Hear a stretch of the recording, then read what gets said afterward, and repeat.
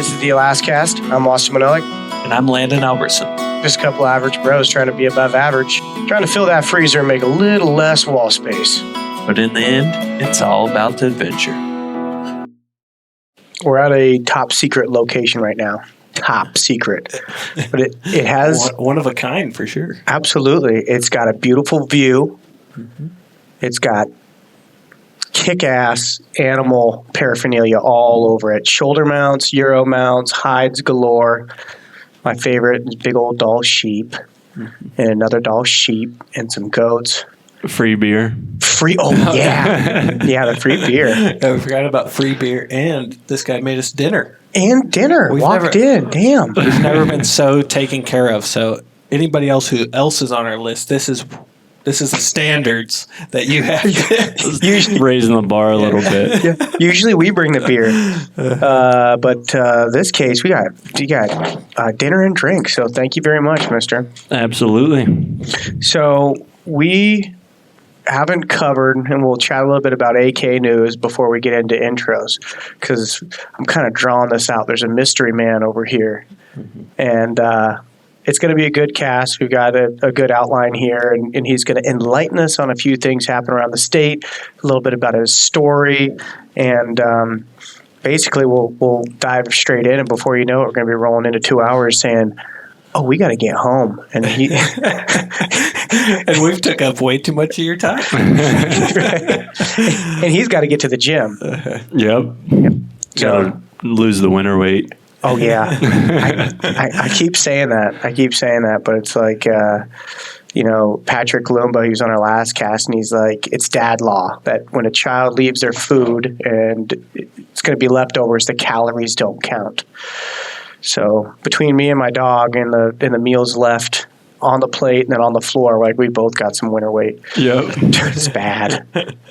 I say that, but staying in shape, staying strong for the hunts that we've got to do, the coming into spring, like keep the strength in the building, and you have some reserves, you'll be all good. Yeah, exactly. You're not going to go starving out in the field now. Oh, yeah. Yeah, right. Well, I don't know how you feel about when you actually go out, but I have a tendency to just forget to eat. I'm going. Oh. Not only that, but I'm never hungry. Yeah. That's the weirdest thing. Just going, and you're like, oh, man, it's 9 o'clock, and you're laying down. Like, I'm not even hungry, but I know I should probably eat something. Mm-hmm. Yeah, I bring about 5 Snicker bars a day. that's like my fuel. That's it. You realize you haven't drank in forever. You're just dehydrated. Just, yeah. On the river, for sure, I definitely don't eat. Or drink, and then I don't want to lose my spot, Yeah, you get in that zone. Yeah. Zone. Well, yesterday I shoveled about 6 feet of snow off the cabin and like the outbuildings there. Like must save the cabin. 6 feet deep. 6 feet deep. Well, and I was standing on 3 of that, so there's probably, I don't know, close to 10 feet of snow. So it was... I'm feeling it. So this beer and no working out for me today is just the right medicine. Recovery day. Mm-hmm. And so I was just at Alaska e-bike with Kerry Shifley, and on his he runs off of Spinard all the e-bikes. Like he's the largest retailer of electric bikes, and he was the first and only for a while now. Some of the other bike shops are getting in a small selection, but Kerry's got a fleet. And I saw on the like right out front where he's got all his advertisements, like some of the CBD joint, like relief and muscle and tendon. Yep. And I'm like, does it really work, Kerry? And he's like, dude, I wouldn't be selling it if it didn't work. Yeah, I actually have Mountain Ascent CBD that I sell. And the reason why I got into it is because they make patches, and I wanted to get them at cost for sheep hunting. That's the real reason I wanted to start the business. But so I have those, and I'll hook you up, see if you like them or not. Yeah, I believe we chatted a little bit about it on social media, but I just haven't seen it around, right? So yeah, it's I think there's a stigma out there that it's kind of like gives you a high, which it doesn't. It's for inflammation, especially. So sheep hunting, if you think about that, all your joints, feet throughout the day, And then they have tinctures, which also help with anxiety. I'm high strung, so I think most sheep hunters are a little bit, right? yeah, you kind of have to be. And goat hunters especially, man. Like, but I was just telling Landon on the way here about working out. Like I have to stay strong. All of my old injuries, contact sports, I'm not bouncing back like I used to, right? Yep. And now all these old injuries, even though I'm not doing contact sports, going out on a hunt, like, yeah, I'm feeling fine. But each year it's like, man, I should probably, even though I've got the strength, the joints just smashing all the time. So I'm trying new things. I used to take supplements, right? Like back in the day, weightlifting, protein, that creatine, some of that NO explode. Now I'm just eating as we all do, the rocket fuel. Like these rocket fuel filled like Crunchwrap Supremes. Oh yeah, it's got goat meat in them. Yeah, I got that off of the Meat Eaters Instagram. They posted it. I was like, that looks awesome. I've been wanting to try that. Those were delicious, man. I'm gonna have to make some of those at home. Yeah, they're awesome. I'm just looking at that thing. I still got a corner over here. It's just looking me in the face. I want to eat it real bad. Just eat into the mic. It's terrible. So you've got. So what is the actual CBD called? Mountain Ascent CBD. And so when I first started it, I kind of wanted to build the brand around mountain hunting. But the mountain hunting industry is kind of small, so I went into Mountain Ascent where, you can do hiking, backpack country. One of my buddies is big into the Pacific Crest Trail, Continental Divide, so long distances, 1,700-mile hikes. And so I've kind of partnered with him to get it out into that avenue of people as well. So, and I use it, like I said, I work 9 to 5, and so I use it at work.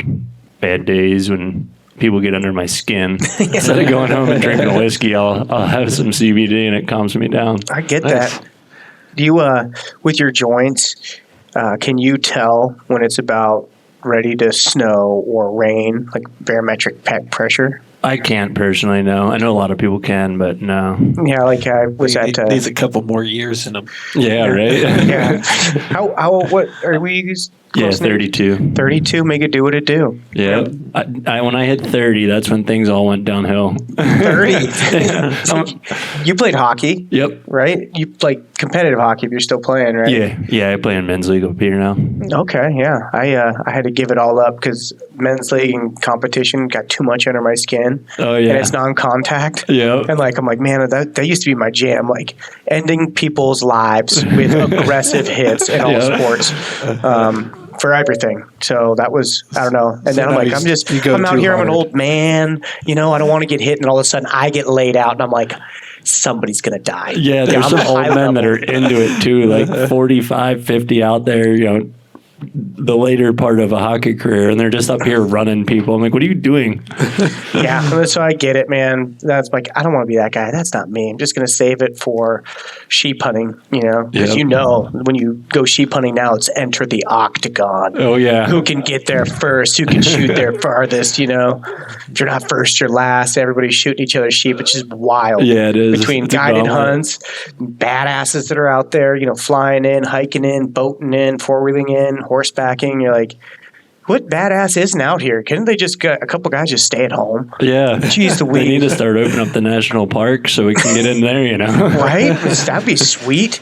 Jeez Louise. Well, it's kind of cool that we can hunt preserves as residents and non-residents can't. Yep. So between the guided fallout, that's but once again, the guys are going deeper and accessing things differently. Not majority, right? But if they're in a hiking area or somewhere where your average bro's trying to be above average, you don't have to compete with them. Yep. You just got to compete with the other 15 badasses going after the one legal sheep that's there. Mm-hmm. Chasing that poor ram all over the mountain range. Yeah, he's just like running scared. Well, I used to get really mad. I went through a back-to-back-to-back string of years that I was on legal sheep opening day, and somebody else walked away with it, or somebody spooked it, or I got buzzed by a guide one year up in the Brooks Range. The year before, this is 2008, so I guess probably the same year, Prop 207. Oh, yeah. And I'm like, I reported the guy's numbers. I'm like, I have never seen that in my life. Somebody just zoomed in and looked at the sheep on August 12th off the deck, 60 yards away on the legal sheep that I'm on, 600 yards away. That's insane. And then they go away. I'm like, okay, yeah, I'm not into reporting or doing anything, but that was just gross. Yeah. It was ugly. Especially when you put all that effort in. And he may have not known that I was there, right? Like, but still. He knew. Yeah. One of my I believe it was a guide with a client, and that's his money. So like I understand it, just being open-minded. Like, I understand that you could do that. Yeah. You can still do that for moose. You can drop down, fly in, look at the moose. Is it 50? Cool. I'm going to land next to it, wake up the next day and go shoot it. Well, with sheep, same thing. You can do that, but now you can't. Yeah. As of, I think, was it 2010 when Prop 207 got passed? No, it was later than that. I think it was like 15. Really? It was, Yeah. it was somewhere in the recent years that people have been talking about. And they lost their minds. Pilots lost their minds. Oh, yeah. And I understand it too, because you go out in a Super Cub, if you hunt with somebody in a Super Cub, and you can fly and they are a good pilot before the 10th, you can zoom in, and if they're good, you can get a 30 to 120 yard view. And like, I've never gotten that close, but I know that there's skilled pilots out there and some legit airplanes where you can get really close to moose, you can get really close to sheep and be like, yep, that's legal. Yep. And so enough guys got together, I don't know exactly who, but maybe you can tell me this, but said like, yeah, there's no more looking at sheep past August 10th. Yeah, I don't actually know who put that in, but that was one of the reasons why RHAK started, was to oppose 207. And the reason behind it is most resident hunters can only get off, say a week of work, especially if you're paying for a Super Cub. And so if they're land and say there is another person in the spot where they knew their sheep was, where they found out earlier that summer, they don't have the luxury of going right before season and looking all the time and kind of patterning the sheep or seeing if they moved or if somebody pushed them.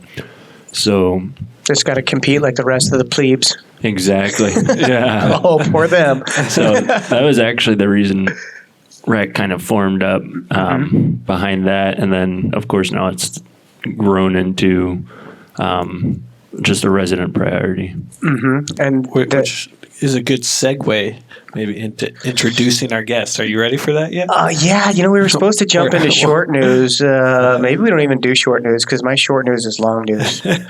But you've got like an outlined version of concise short news. But Let's hit the short news. We'll build it up a little bit. Just build a little bit more. Okay, I like it. So what do we got for short news? All right. So in a couple episodes before, Austin kind of dropped some heat on the new kingfishing rules here in the Matsu.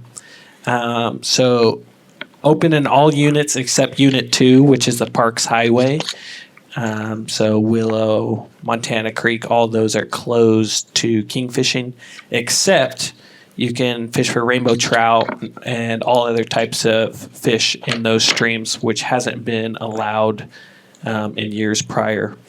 But if you do catch a salmon, king salmon, on accident, I'm air quoting here, you have to release it. And you can't take it out of the water. Can't take it out of the water. Exactly. So no pictures on the gram if you're fishing on the parks with the fish out of the water. You might be dry snitching. Just be careful. Yeah. So avoid that. But Deshka, Little Sioux, all those are catch and release for now. So they're open this year. Last year they didn't even open it at all for. I guess Little Sioux was open for catch and release, but Deshka I believe was closed down. Nanilchik down near Homer is only one hatchery fish, which means clipped adipose fin. You could only keep one of those per day.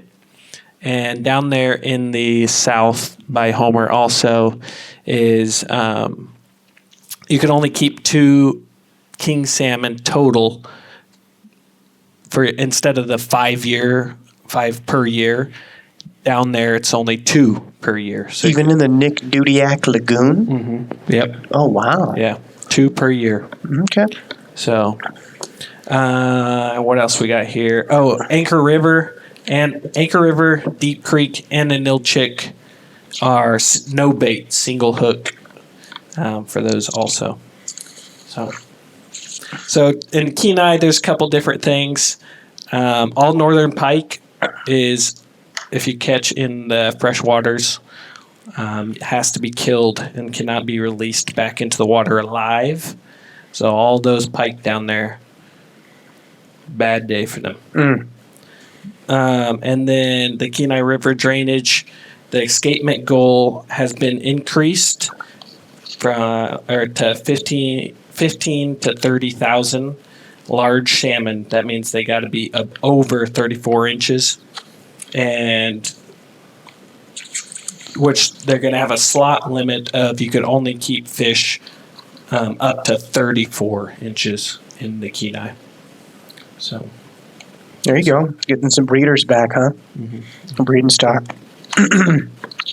So yeah, we've been talking about the king salmon, getting king salmon back. Like obviously in the last, 5 years, basically, we've been in like a king salmon crisis. Like, we can't even catch a king salmon. We live here. Like, people are coming up to sport fish kings. It's like, oh, well, I guess we'll fish for these like measly reds, They're up here for a trophy king salmon. That's like, not being able to come after a bull moose if you're a non-resident. It's like, well, that's what it.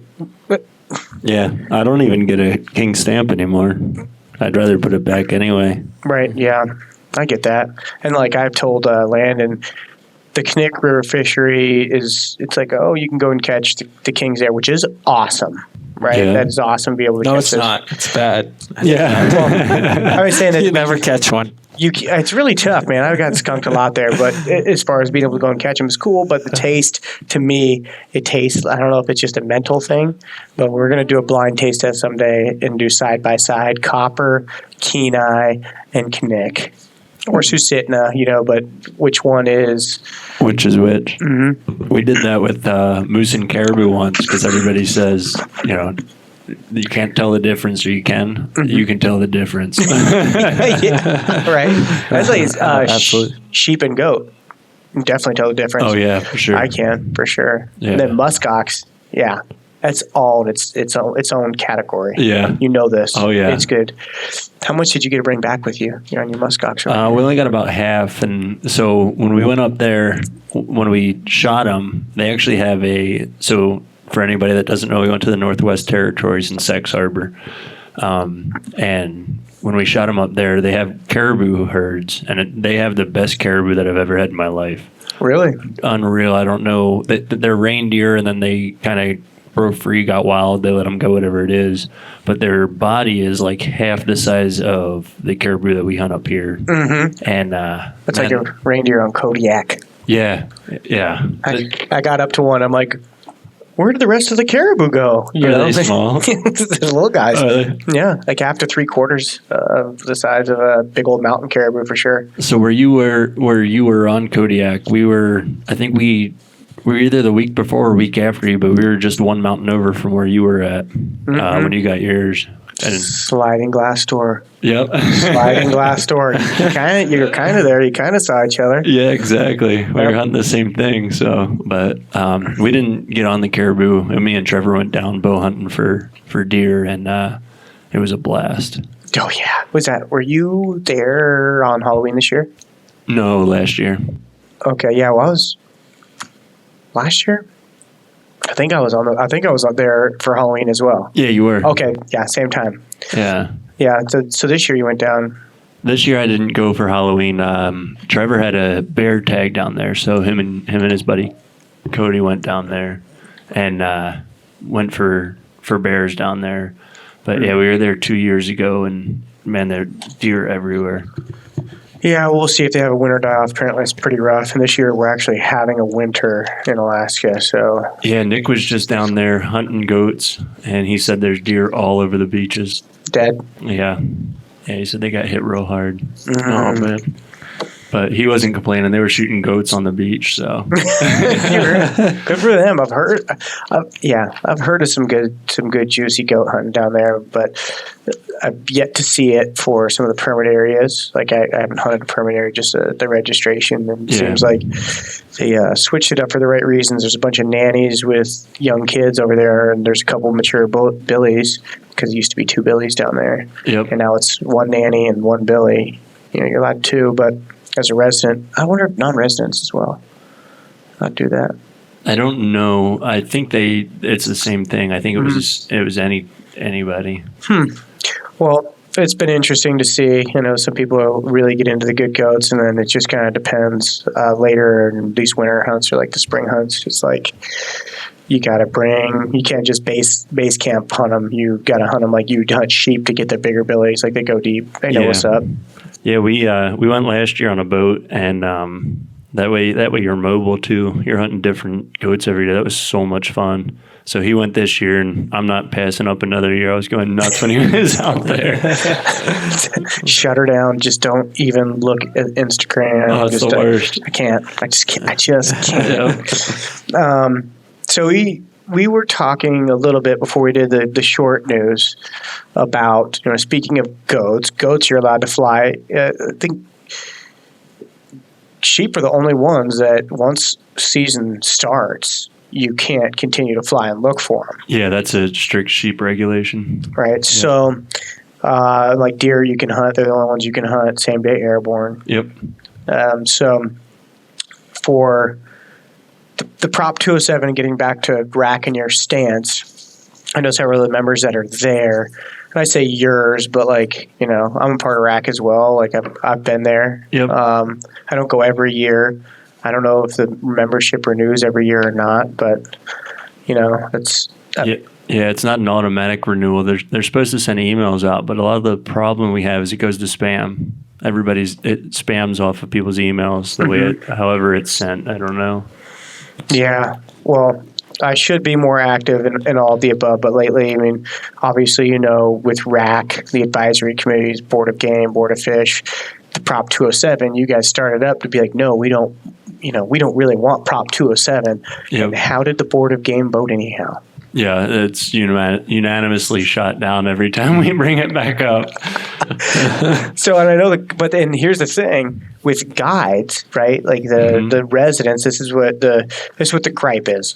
Residents, the guys who don't have the time, are going to go out there, and they may be looking for a landing spot because they see that somebody's at their landing spot, and they're just flying around looking for a spot. They may not even be looking for sheep, but somebody could say they were looking for sheep and turn them in, right? Yeah. So that's an issue, as well as how do you enforce it? Mm-hmm. Unless you get video evidence, I guess you could use that. But then in Alaska, you have the right to see your prosecutor. So it's the same reason they don't have speed traps with the cameras, just because they started that. And then the state, I guess, was sued because you have the right to see your prosecutor. So you couldn't say who's your prosecutor there. So strictly unenforceable. One of the guys on our board actually works for the federal government, and they asked that they not do that as well because it goes against whatever the FAA does. The state's not supposed to police the air. It's a federal thing, aviation administration. Right. So there's a lot against it, but the board is what the board is, I guess you could say. I think it's just like a scare tactic, so to speak. I have not heard of anybody losing their airplane. Yeah, no, it hasn't. There hasn't even been a fine or anything against it. So, but I guess you can just go ahead and go out and do what you want to do anyhow. Yeah, it's like you said, a scare tactic, and I do see both sides. If you're on a sheep and you don't want somebody buzzing the sheep, that is an advantage. And so the gripe is, with a guide, they're flying in, they're moving clients, they're going in and out, they're spending an incredible amount of time, and they may be looking for a strip as well, but they got a paying client where they're like, hey, I can't just land here, I can't do that. So it's really, everybody's safe anyhow, but I've been there, done that, seen it happen. Yep. Luckily, I was walking out with a sheep on my back, and here comes Mr. Guide over the top. Like, Yeah, another Great. safety concern that you can think about too is if, a private guy is flying his plane and there's, a lot of strips are next to the mountain. Well, you've flown enough that you have to time your strip to see how much time you have to land. Oh yeah. And so if you're buzzing your strip, getting your whatever they do, I'm not a pilot, but they count the seconds down. And if you're doing that and somebody sees you, they could say you're buzzing the sheep. So it's kind of unnerving that way. If a guy's trying to time you've got to pass the same strip 5 times. Well, there's a sheep right there. So you're looking at that sheep, or are you checking your strip? Yeah. So that's where I've been with a couple pilots. I've been with Brian, Turner, and he's like, we've got to be out and be landed and hunting sheep by the 7th. We're not playing around. He's like, there ain't no way that my plane could ever be taken. This is, it's his life. Yeah, right. Like, just not interested, right? So he goes out, he gets the area dialed in, and all right, this is where we're hunting from, which is really cool. But I get it. I've sat in the back seat and just know that playing a $100,000 game of, I'm trying to touch down. I was just trying to drag my wheels. It's unenforceable, right? But at the same time, it's got a lot of these guys, a lot of individuals. They've got something to lose. Yeah. And $100,000 is worth a lot more money for the state troopers or somebody to go ahead and confiscate than it is for the guy that came in a beater old F-150, with a Walmart rifle. It's like, let me take it, Yeah, me. Yeah, me. So higher priority, higher profile. So I get it. But RHAK. So let's chat about how you got into RHAK, and more so when did you get into RHAK? So I joined RHAK 2 years ago. I got on the board, and it's funny actually how it started. Kind of everybody hear things, and so I had heard about RHAK, and I was like, man, I could get on board with that. And I was at the gym, Southside by Renew, and Brad Sparks, who's the president, he was there, and he had a RHAK sweatshirt. And I said, oh yeah, I've heard about you guys. What do you know about him? He's like, oh, a little bit. I'm the president. So kind of chatting with him a little bit back and forth, and he's like, yeah, come out, do some volunteer work. So he gave me the quick spiel rundown, and then I volunteered at the Sportsman show, sat at the booth, met all the players, kind of talked about what was what. Long story short, now I'm the secretary and treasurer for them, so they've got me running thin. Wow. Yeah. Gave you some duties. Huh? Oh, yeah. Now, is that, I don't imagine that's paid. Maybe it is. No, it's not. It's all volunteer. So we've got I made notes for this just so I didn't say it wrong. So we've got an executive director. Mm-hmm. He's in Fairbanks, so we pay him. We've got a lobbyist in Juneau. We pay him, and then we just added a membership coordinator. So Mark Laporte is our newest add. He's our membership coordinator, and so he's going to start taking over to do things like sending emails, auto renewals out, kind of like ABA does with auctioning off hunts, or not auctioning, doing draw tickets or whatever it is. He's going to start doing things like that to try to increase membership and get more momentum. So we're growing for sure. There's a lot of work to be done. I think everybody on the board pays a lot out of pocket. We just flew to Juneau. Every board member paid their own way. We spent 2 days down there talking to senators, representatives. We had a meet and greet down there for them. So that's a lot of the funding pays for the executive director and the lobbyist, and then we're not in the green. So we manage in the green, but we also pay a lot out of pocket. I think what's really cool about RHAK and like some of the AC members, and I say some of them because some of them have absolute interest for like dollar signs on animals' heads. Yep. Like absolutely, which is, I get it, making a business, making a living. But what I find cool is there's residents who are looking out for the average Joes who live here year round, that literally live here year round. I'm not just saying like, oh yeah, I live in Alaska, and you're down somewhere for 3 months working the system trying to say you live here, you don't get the PFD and you're a resident. I don't know, man. So that's it's really cool that there's people who are spending a lot of their free time to actually make a change for the people who live here. And like Alaskans are pretty hardcore about that. It's like, all right, yeah, you're doing a guided trip, love it, good luck. But when Alaskans are competing against, I mean, I know you've been in certain like situations in the field where you're like, come on, man, like I spent all this money I got out here and I shouldn't have to be running into a guide. Can the guide go somewhere else? And they're like, well, couldn't this guy go somewhere else? He lives here, you know what I mean? So there's like a double-edged sword there where you're sharing a resource, but obviously we go through some dark, cold. You're looking outside. Yeah, it's snowing again. Yeah. But today when I took the dog for a walk, there was a lot of birds out. I was like, I know spring is like a week away. They're coming, man. You can hear them. Yeah. The chickadees, and like that's one sign. And we can go into that. We'll pivot into bear baiting, but that's the one noise that I know when I'm like, yep, bears are out. The loud alarm clock bird. Oh yeah. Like that high frequency. We could all try to make that noise and just ridiculous. What really sparks me is when I see a seagull or I hear a seagull and I'm like, summer's coming. Oh, yeah. They're here. Landon gets triggered by seagulls. As soon as you hear them squawking, you know that the rivers are about to be flown with salmon. It is weird that the random things that get you going. I've heard people down south, like what gets them going for turkey season is cicadas. Sometimes the cicadas really get them going. I don't think cicadas come every year, but some people are like, yep, cicadas. They get them fired up. That gets them fired up. What's a cicada? It's like one of those, like a ground bug. And I'm not... Yeah, I don't even know what they are. Not like a cricket, but kind of like a cricket. Like a big old... Like a locust? It's like a ground. I think they crawl out. And I don't know. I've never seen one. Like I went to...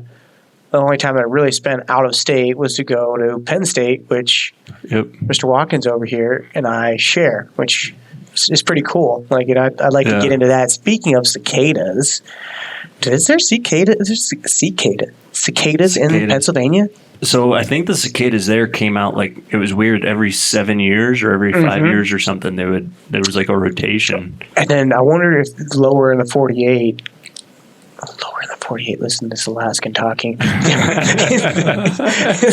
Farther down. Further down the states, if they come every year. I don't know, yeah. If you're listening, I know a quick Google would help us, but like let's get the cicada chat going. Where do cicadas come from and originate? Yeah. So maybe we can introduce our guests now.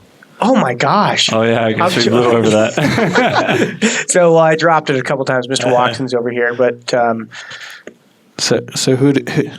Tell us a little bit about you when you came to Alaska. So where are you from? What your name is? About this mystery. What's your name? So it's kind of weird the way I did get set up. So my sister's 10 years older than me, and so she is a teacher. Took the summer off and spent a summer in Denali National Park. And then I was going to hike the Appalachian Trail, and she's like, go to Alaska, dude. Like, totally your style, more than hiking a trail. You're going to love it. So I worked in Skagway in 2008 and spent the summer there working at a hotel. Little Skagway. So 3 blocks by, I think, 7 or 12, something like that, blocks long, right in the middle of the mountains, and the tourists come in the boatloads. And I don't know, it was just cool. Alaska grabbed me, and... So I went home, finished college, Penn College, their technical school, and I applied for Honeywell, who I still work for, back on the East Coast, and they offered me a job somewhere there. I don't remember where. And I said, if you get me a job in Alaska, I'll join you. And the guy's laughing, and he's like, you're kidding? And I'm like, no, dude, I'm dead serious. I said, who the hell wants to move to Alaska? I said, me. This guy right here. So my old boss, I have his job now. He retired, but he called me. He's like, you still want to move here? I was like, dude, I'll come next week. And he's like, all right, cool, pack a bag. So I came up here with my rifle, my bow, and a suitcase, and didn't know another soul, which was intimidating. But when you're 20 years old or 22, whatever I was, it doesn't really matter. Social butterfly. Yeah. You'll find your people. Yeah, just cruise on up, and I was here. I find if you spend it's the year, right? The Chicago year. Once you come up and you spend a year, Yep. you're locked in, you meet enough people, and you're like, man, these guys are kind of like a jerk. And then, the further you get out, you're like, okay, some people are kind of jerks, but they'll get the shirt off their back, they'll do cool things. Oh, you ran out of fuel? Oh man, here, let me give you a 6-pack of beer and a chunk of whiskey and a 5-gallon can of, fuel. We'll get you home, buddy. Like, dang. Yeah, oh yeah, I've got a burger in my pocket too, left over here. Like, yeah, what? I think the first Thanksgiving I had 4 invites to like people's personal Thanksgivings. Like, oh, you're here alone in the winter, dude? Come over to my house. I was like, sorry, I got 3 other invites. Like, I already took one up, and I might make an appearance. Yeah, right. Alaskans, like the young blood. Like, yeah, we'll recruit them quick into our clan. Yeah, it's funny because it's like you might be. You do something. Somebody now with inReaches and cell phones and like having a little bit of touch with people. Yep. Like all of a sudden, I'm like, I use it as a bartering trip. I'm like, hey, just call an audible. Just tell me that it's an emergency. I'll be out there. They're like, oh, because then I'll get So everyone's talking about, hey, it's an emergency. He needs help with this pack out. I'm like, Jordan, my wife. Yep. I got to go do this. It's an emergency. This is, it's 12 o'clock at night. Mm-hmm. Like I got to leave right now. I'll be out there probably around 7 a.m. for the first load. I'll get him out. We'll get him right. I'll be back tomorrow evening. She's like, really? I'm like, yeah, but you know how it works. I help him. He's going to help me. So I got a good story about that. I could segue kind of into moose season here. Mm-hmm. So last year, it was Labor Day weekend. My buddy calls me Sunday night. He says, hey, we got 4 of us, but we shot a moose back pretty far. Get who you can. So we get another 4 people going out there. He shot a moose 4.5 miles off the highway. 4.5 miles, 1,500-pound animal in an area where you can't take the bone out. Ooh. Yeah. So we went up and immediately same thing. I was like, I cannot wait to shoot a moose. I shot one just over a mile off the trailhead, and sure, everybody came to help me too. Yep. Paid my dues. They did though. Oh yeah. Okay. Everybody showed up. That's when you know you got a real friend, like a true friend. We're like, man, this dude just showed up middle of the night. Come help. Yep. Even if it was kind of premeditated. Yeah. Oh yeah. It's with Eric Hershey. I helped him. He got a J Bear tag. Oh yeah. And he smacked one deep, real deep. I saw you. You were in what magazine was that? That's Alaska, Hunt Alaska magazine. Hunt Alaska. Okay. Were you in the same magazine? Because haven't you done a couple for them? I've done a couple for them. Yeah, I wasn't in that magazine, but I've written I think 3 articles for them. Mm-hmm. So over time. Right on. So that's we're cherry picking the authors. Mm-hmm. Yep. Right. So it's really cool to have. And who else texted you about? Do you need help with that moose? Oh yeah, you did. Mm-hmm. Yeah. Well, that was the second one. Shout out. Shout out to the big Landowski. I was going to be there. I was going to be there. You were. The previous one that he shot that's in the actual article was the last time that we saw our friend Ben Knapp. Yep. And that was like the last time that we'd seen him, or I saw him. I think Eric may have seen him once after that. We had a plan to all link up because he's flying people around and, he's being hero Ben, dropping people off, picking people up, helping people move a mega amount of red meat and antlers, So at any rate, that was the last article that was in Hunt Alaska magazine. So Ben's no longer with us, but it was cool that he was a part of that whole experience. He'll be on every pack out in spirit. Yep. So with Eric this year, we went back up as like another tribute hunt to Ben, and literally one of the last pictures that I took on that trip with Ben. We saw a moose right there, and it's any bull tag, any bull. They don't have to have antlers or not, right? And we walked by him, and the bull just looked at us like, "Get away from my food!" He's mad. Like okay. So we go, and he does a big stalk on some other bulls, and I'm thinking he's going to get one, and then there's like 6, 7 bulls together, 3 50-inchers, like a couple 30s, like. Just some small moose and some that were nice moose, but it's any bull, and he boogered him out of the country, and he came back, marched back. He said, "Oh, that sucks. I'll just keep coming back up. I got 10 days off." And we go around the knob, and literally the last spot that we had seen Ben, and that bull is standing there, and he's even closer this time. And he's like, well, man, I'm kind of in a meat crisis. I haven't filled my freezer. I looked at him. He's like, you care if I shoot him? I'm like, hey, man, it's your hunt. I'll pack him. And he's like, all right. Knocks an arrow, walks right up, full draw, zap, shoots this moose. Down goes Frazier in like 5 seconds. I'm like, oh. That's cool. Whoa. And it was right on the last spot that we saw Ben. Like, well, that's how it's done, folks. Like we got him out, and then we had to completely separate him because it's frozen.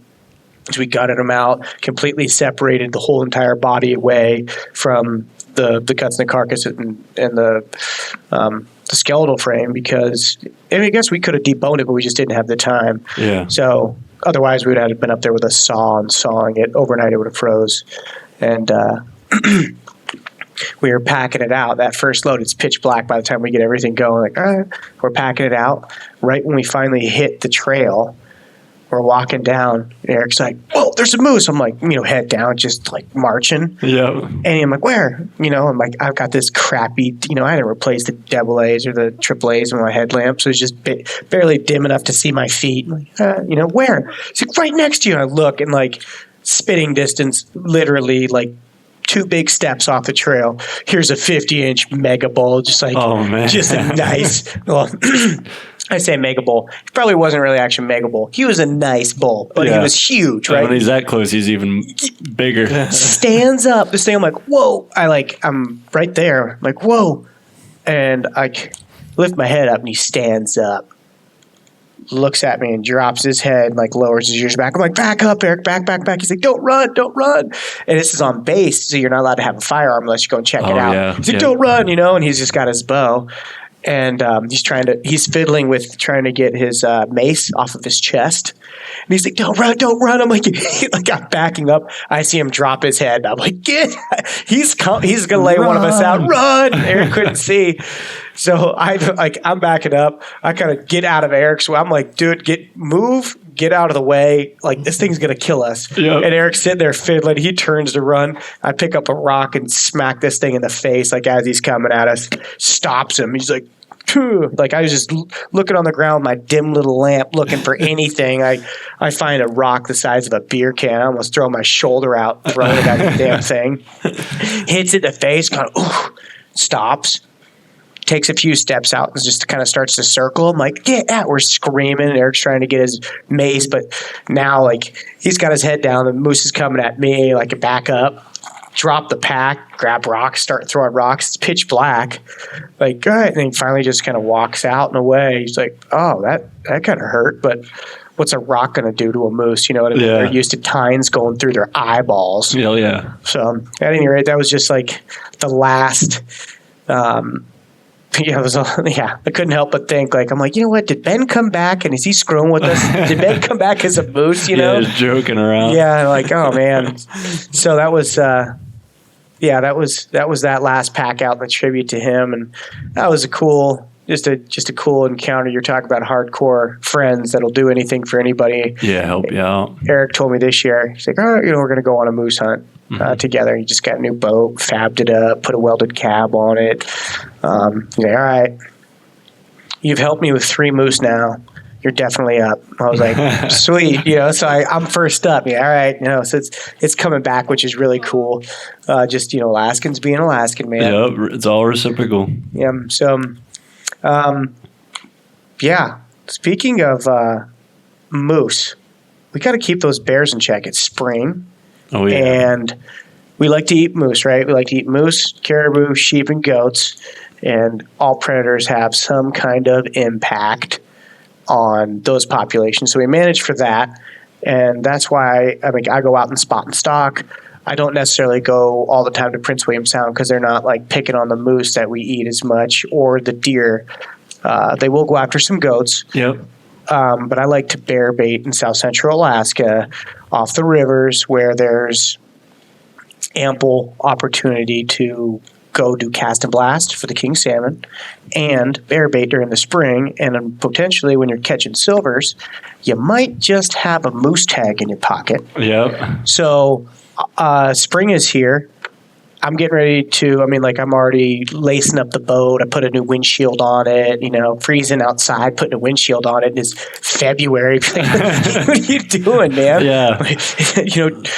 90 days till bear season, baby. You got to toughen up. It usually hits me about December. I'm like, all right, it's the new year. What does that mean? Oh, man, here it comes. Right? Yeah, well, hell of the draws. The draws come out. You're like, oh, yeah, the draws. Yeah, some of us draw Landon. everything. Speaking of draws, Shut up, Landon. have I told you a story? Oh, gosh. So it's bear season. Bear season is almost here. I mean, you can hunt them year-round in the state in certain places, but bear baiting's coming up. Yeah. Did you have a story? It better not be about draws. No, it was about draws. He wanted to just jump in there one more time and say he's going to shoot a sheep with a bow and then go and whack a big old bison. Do you know what the percentage of that draw is, real quick? Of the bison? Yeah. It's less than 1%. Well, yeah, but like 0.01. It's 0.01. Mm-hmm. So for everybody out there listening that may be putting in for sheep, like for instance, I put in for the Missouri Breaks sheep, right? You've got I think the last year you had 0.47. Now they're like, this is fractions of a chance for a bighorn. So this tag that he drew is on that level. Mm-hmm. Even his sheep tag now is down to 2.4% chance of drawing. I drew it when it was 25%. That's when I drew it. I drew it twice, and so the first time I drew it, I actually missed a full curl. I went with the mentality full curl or nothing else, and long story short, I just screwed up. Took a bad shot, missed it. I did too. Did you? I did too. Oh, the secret comes out. I do. Oh, it's not even really a secret. I talk about it. It's just like heartbreaking. Miss. With a recurve back when I was like, it's got to be recurve or bust, these cable guns. Now I'm like, if I drew it again, I'm like, yeah, hell yeah, I'm taking a freaking compound on that trip. But absolutely. Yeah, if I could take a crossbow, yeah, I would do it. If it gives you a mechanical advantage, I'm a human, duh. I want a full curl. Yep. Okay? But, like people are like, oh, there's lines that are drawn on all sorts of stuff, so I'm not going to try to dive in there. But I do feel that crossbows don't believe in a bow season. I feel like muzzle loaders with scopes is just about the same thing as a rifle. So if you're going to get a priority on a muzzleloader area, you probably shouldn't have an inline muzzleloader scope. It's like there's certain things. Yeah, I feel like a crossbow has just about the same accuracy as a muzzleloader, so that's why I wouldn't support it personally. Right, and that's like the ABA. We talked with Mike Harris, who came up a few years ago, and Mike is now on the ABA, and we were chatting about all these different proposals. And speaking of which, what day is today? March 9th, so they're actually doing Board of Game meetings right now. Yep, so they started with public testimony on Saturday. So our executive director was there, and then Bob Castle, our vice president, went up as well to testify in person. Okay. And I read some of the public comments. I made 2 notes here. I've got a proposal that I put in, speaking of predator hunting, change the wolf season start date. I know you saw this come through the AC to August 1st. And so... Yeah, it should be year-round. I agree. The reason I did August 1st was sheep hunters go in, like you said, usually the 6th or 7th. It's happened to me several times. Wolves caught with their pants down. Yeah, there's nothing giving me the middle finger. Yep. Like, you will never have this, and you will never have this. No, I won't. Yeah. And caribou hunters go up. Caribou season starts August 1st, so why wouldn't you shoot a wolf then, too? So it sounds like it's going to pass. I mean, all the ACs. When does the season start now? August 10th. Okay. That was my comment in the AC. I'm like, yeah. Everyone's like, yeah. Open it up. No closed season on wolves. Yeah, that would be better if they amended that. They made that. Wolves are tremendously just rampant. Bad on sheep. Yeah, so they're actually in 20A, Unit 20. I think it's 20A. They're going to reapply the intensive management protocol. Mm-hmm. So you can shoot wolves from a plane. I don't know who listens to this, but hopefully the greenies won't hear that. But you can shoot wolves from the plane. And then it opens up more regulations for taking bears as well. Wasn't Patrick talking about up there in Glen Allen that there was a predator management program? It depends on the year, depends on the unit, but yeah, absolutely. And you even have people who have like local bounties on that's what he was wolves. saying, yeah, And like I've down. seen, there's a picture on social media floating around about one of those out in 13E. And the unit 13 at large, if you show up with a tagged brown bear that came from the area, you get a free steak dinner and a beer. Yeah, that's pretty cool. yeah, I got one, man. A little more incentive. Huh? And then, who's going to drive, 300 miles one way to go get a free beer and a, steak? So I thought that was pretty cool. So, and it's not anybody that can just jump in an airplane and go and do this. There's certain permits. There's only a number of permits. The gunners have to have a permit. Yeah, it's very restrictive. You've got to have hunted in the area in the past 20 years, or my numbers are probably wrong, and then you have to live there, and it's pretty strict. Yeah. So I've actually had the gunner permit, and I had a child, and every time that I think the sponsor, the individual is going to take you out that flew that got the permit, because it's like putting in for a draw. Essentially, people want to go out and go do it. It's not just, hey, buddy. It's an open process for several individuals. So it's not just, yep, this person gets it, that person gets it. So I never went out, which was a bummer. I would really like to do it, but apparently it's very hard to hit a floating balloon. If you set them up and try to fly and do the flyby in practice. So some people are really good at it, but it's very tough to even shoot one out of a window. You think it is, but a moving target out of a Super Cub isn't dusting coyotes or wild hogs from a helicopter. Yeah. Completely different ball game. This Dangerous is not even too. the same. You stall the wing that you're turning into and bundle up pretty quick. Yep. So you have to definitely have a good pilot. And so people thinking, oh, they're just going to go out and kill all these wolves. Reality is, you're not going to kill that many. Yeah. Some people may really get it dialed, but it's not like those videos that you see on social media currently with people zapping hogs out of the side of a helicopter. Yeah. Hovering right over them and moving with them. The Super Cubs. I mean, I don't know about. I can't talk tough about being a pilot here or flying or knowing, but I know they will stall and you do go down, and that is not a good thing. So keeping their airspeed up is of utmost importance. Yeah, they were just talking about, Bob Castle was telling a story that somebody he knew had stalled one of their wings, ended up burying the plane, and the guy that was out to shoot the wolf, they both survived, but he broke his back because he was hanging out the side trying to get the wolf. And the guy that was flying broke his jaw, both his wrists, both his ankles. Survived. It was like 20 below. They couldn't get to him, so he drug him down the mountain into the timber, started a fire, and not to laugh, but ended up catching a sleeping bag on fire. So it sounds like a train wreck, but they ended up both surviving. Oh man, yeah. You talk about Alaskans. I harp on it, dude. Alaskans are another breed, man. You got some tough dudes. And so people, your life's on the line. Like, you do certain things where you get that deep and they ain't coming out because of weather. They can't get you. And people surviving, not just hunters, but climbers, just your average Joe Bro going out trying to be above average and recreate, all of a sudden fighting for your life. Yep. So turns quick too. Mm-hmm, we kind of got to be. I mean, obviously, you come up coming from PA, coming from Oregon. There's places in PA, in Allegheny National Forest. You get turned around, you're going to be gone for a while, bud. Yeah. But Alaska, you'd be real gone for the permanent. That's why we've got one of the highest missing rates of persons. Oh, yeah. Mm-hmm. Yeah, in the country. Yeah. That DS-140 tag that Landon drew, that's the tag that Roy Roth died on. Mm-hmm. And I had DS-141 that year. It was 2015.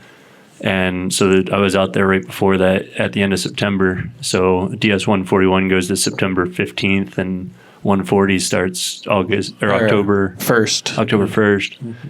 And I was in a position where I'm not religious or anything, but I was laying on the mountain, scared for my life, praying to God, save me. And I thought, man, somebody's going to die. And then people that know Roy Roth, I mean, the guy was a legend, a mountain assassin, and he died 2 weeks later. Mm-hmm. So it gets dangerous. Mm-hmm. Yeah, mountain hunts especially. It's not it's not the animal that's going to kill you like a brown bear, and everyone's, oh, I'm worried, you're in bear country. Like, yeah, a lot of the times those bears are running for their lives. The sheep are like, and the goats are like, oh, it's no big deal. Just come play with me. Let me lure you into the dangerous ass spot. Like sirens.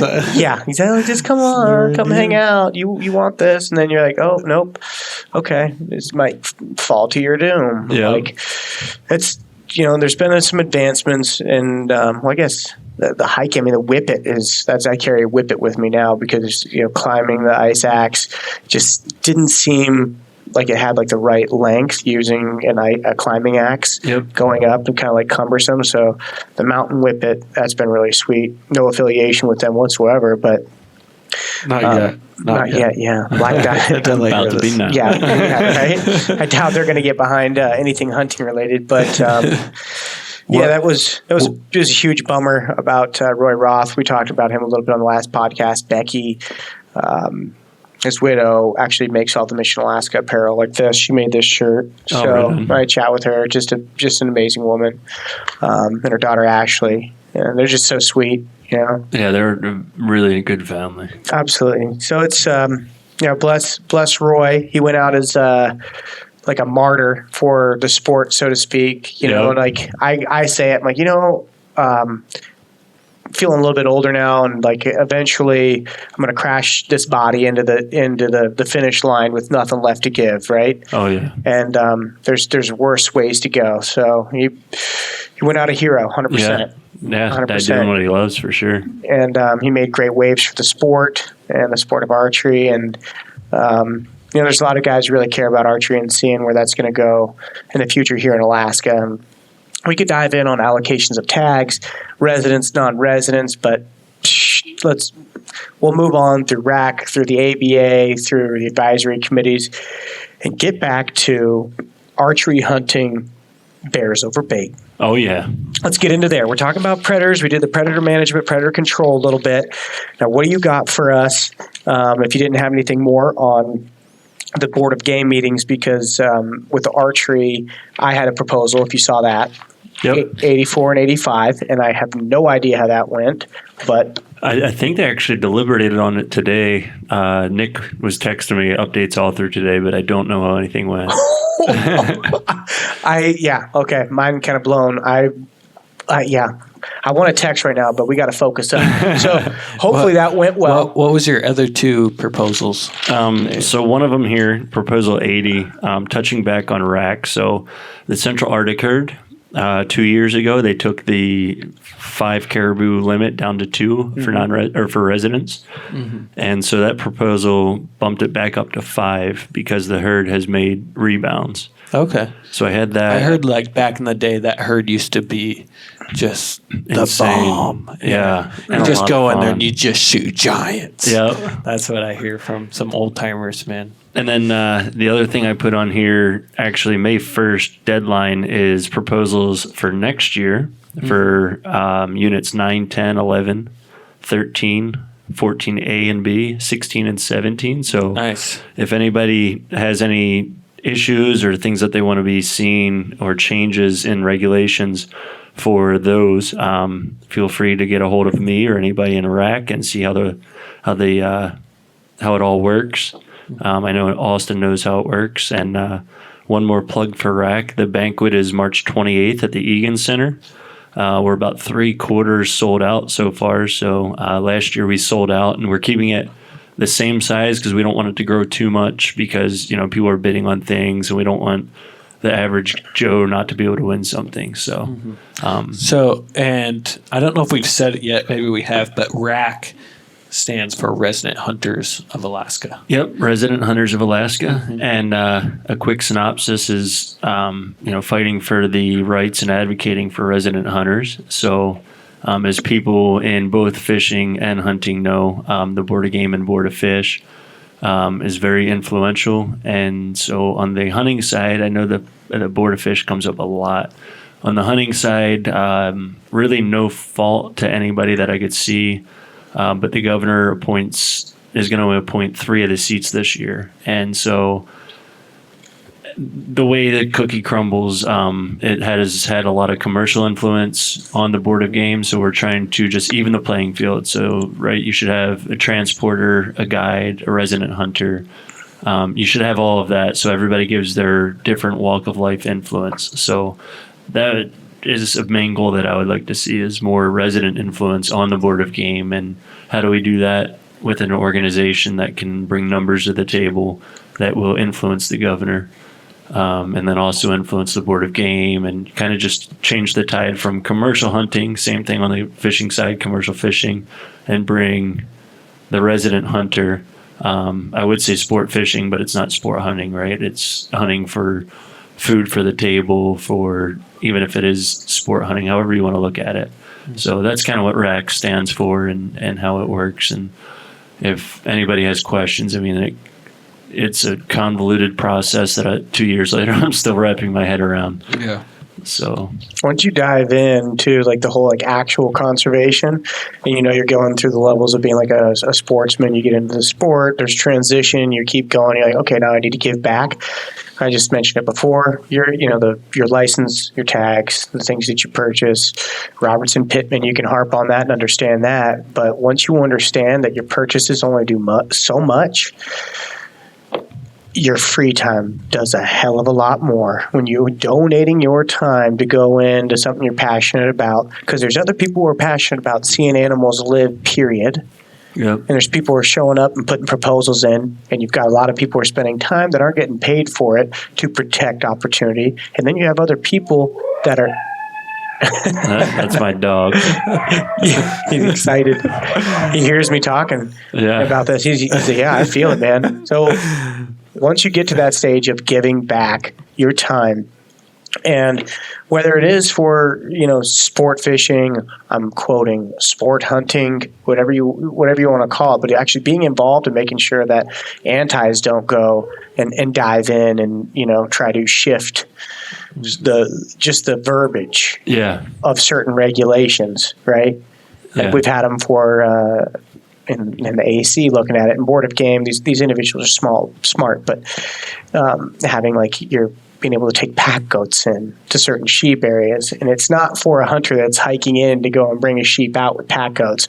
It's somebody who lives out in the Talkeetna Mountains that's worried about their free-ranging pack goats that are going up in the mountains and getting our sheep sick. You're like, I don't really like hunting, but I care about my pack goats. Like, yeah, well, we get it. Sorry, but if it means wild resource is going away, like, I'm sorry, it's a domesticated animal. Like, there's so much that once you donate your time and you try to wrap your mind around it, and you've sat and you've talked a little bit about some of the players that are involved behind the scenes that are shifting stuff that we don't even know about.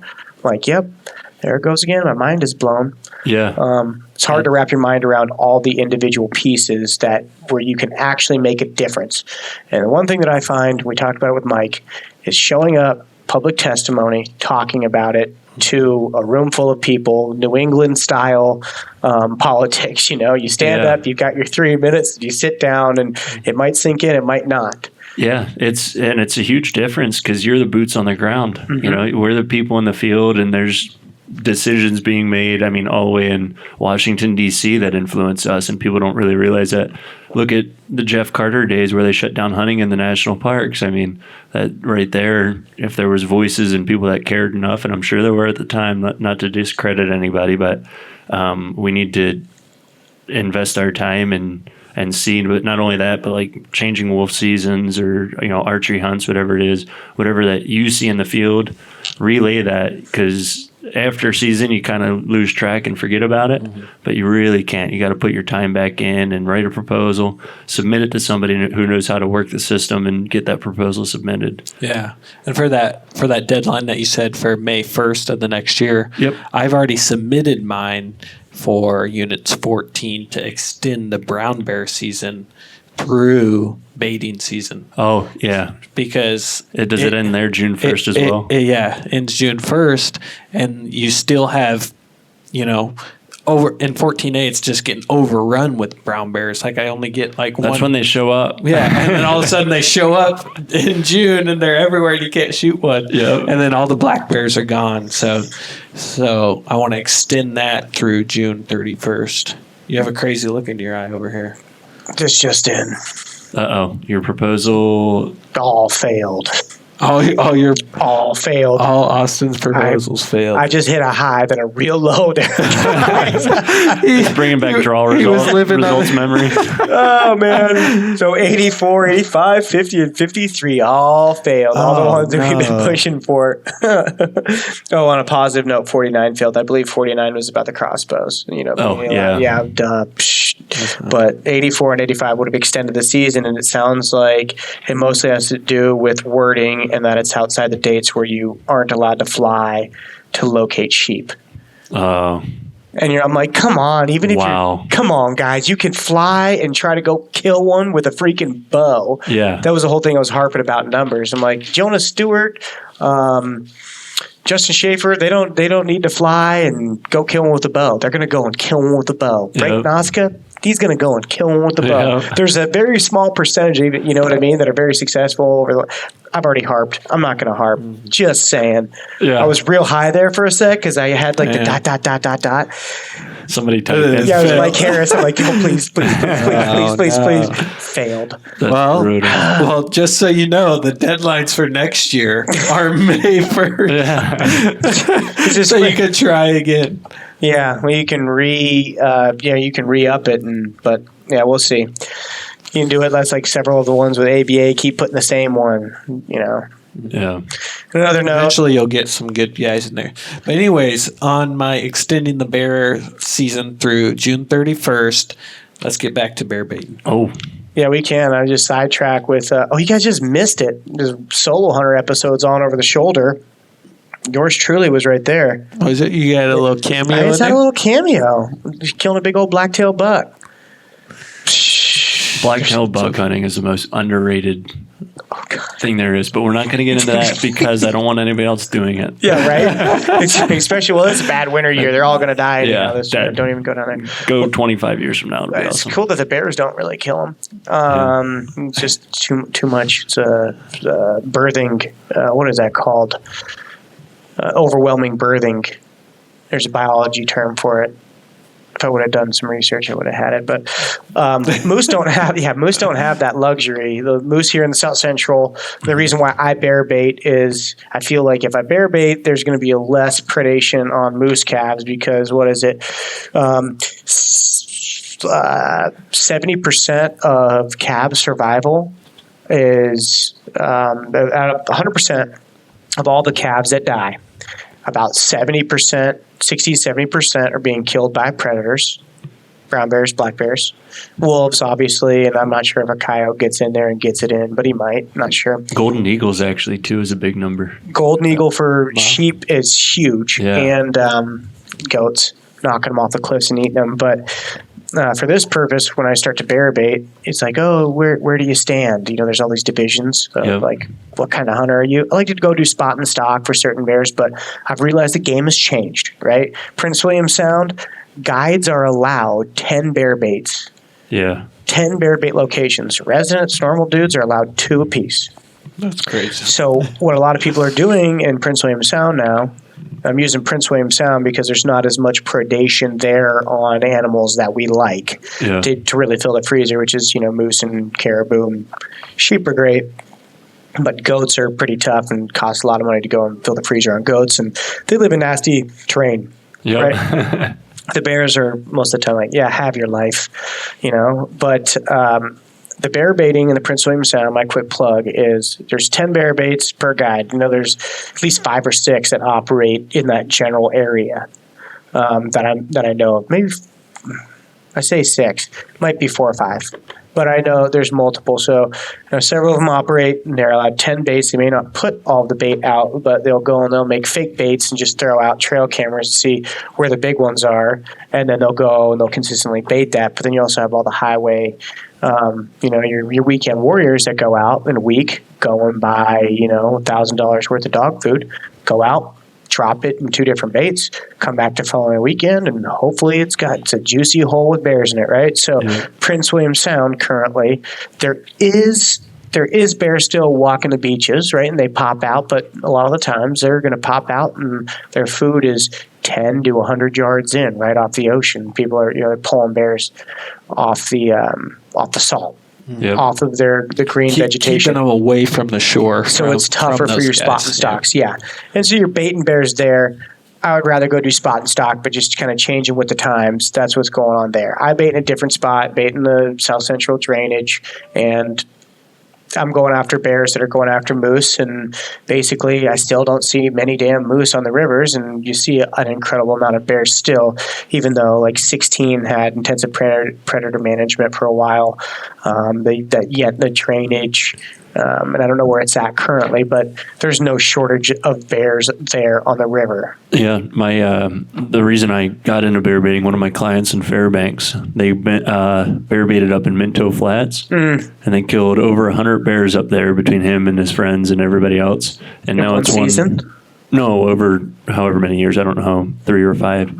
But 3 or 5? Yeah, it wasn't long. Dang. And now it's one of the most liberal tags in the area for moose because they killed them and. So they thinned out the predators. Oh yeah, the moose just thrived. Yep. Okay. Well, that's good. I mean, but you got to keep the numbers in check. But obviously, you're not going to be able to kill all the bears. You're not going to be able to. And I would rather have a moose problem to go out and go kill some moose, open up winter hunts, open up any bull hunts, open up archery hunts, than be like, oh, you're killing too many bears or wolves. It's like, no, they gonna live. Trust me, they're gonna live. Yep. And anybody that says bear baiting is easy, one, hasn't lugged bait all over the place.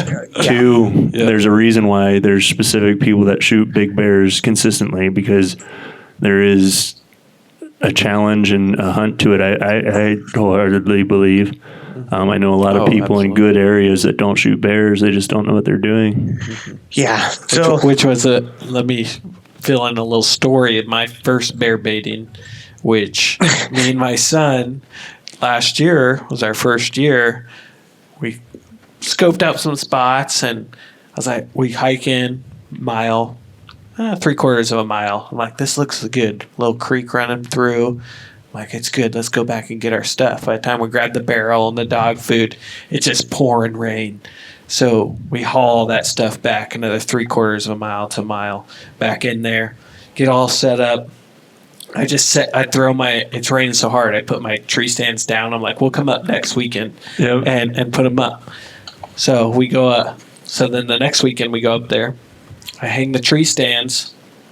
I'm like, oh, I think we had one little black bear that came in, and which for your first bait, even getting a hit after you come in, it's so exciting. Oh, absolutely. He's just a little guy. His head barely made it to the hole. But I was like, yes, there's bears here. That's awesome. So I was like, let's go hang some signs out, so people know that there's a bait in this area. So we walk 100 yards, hit a road.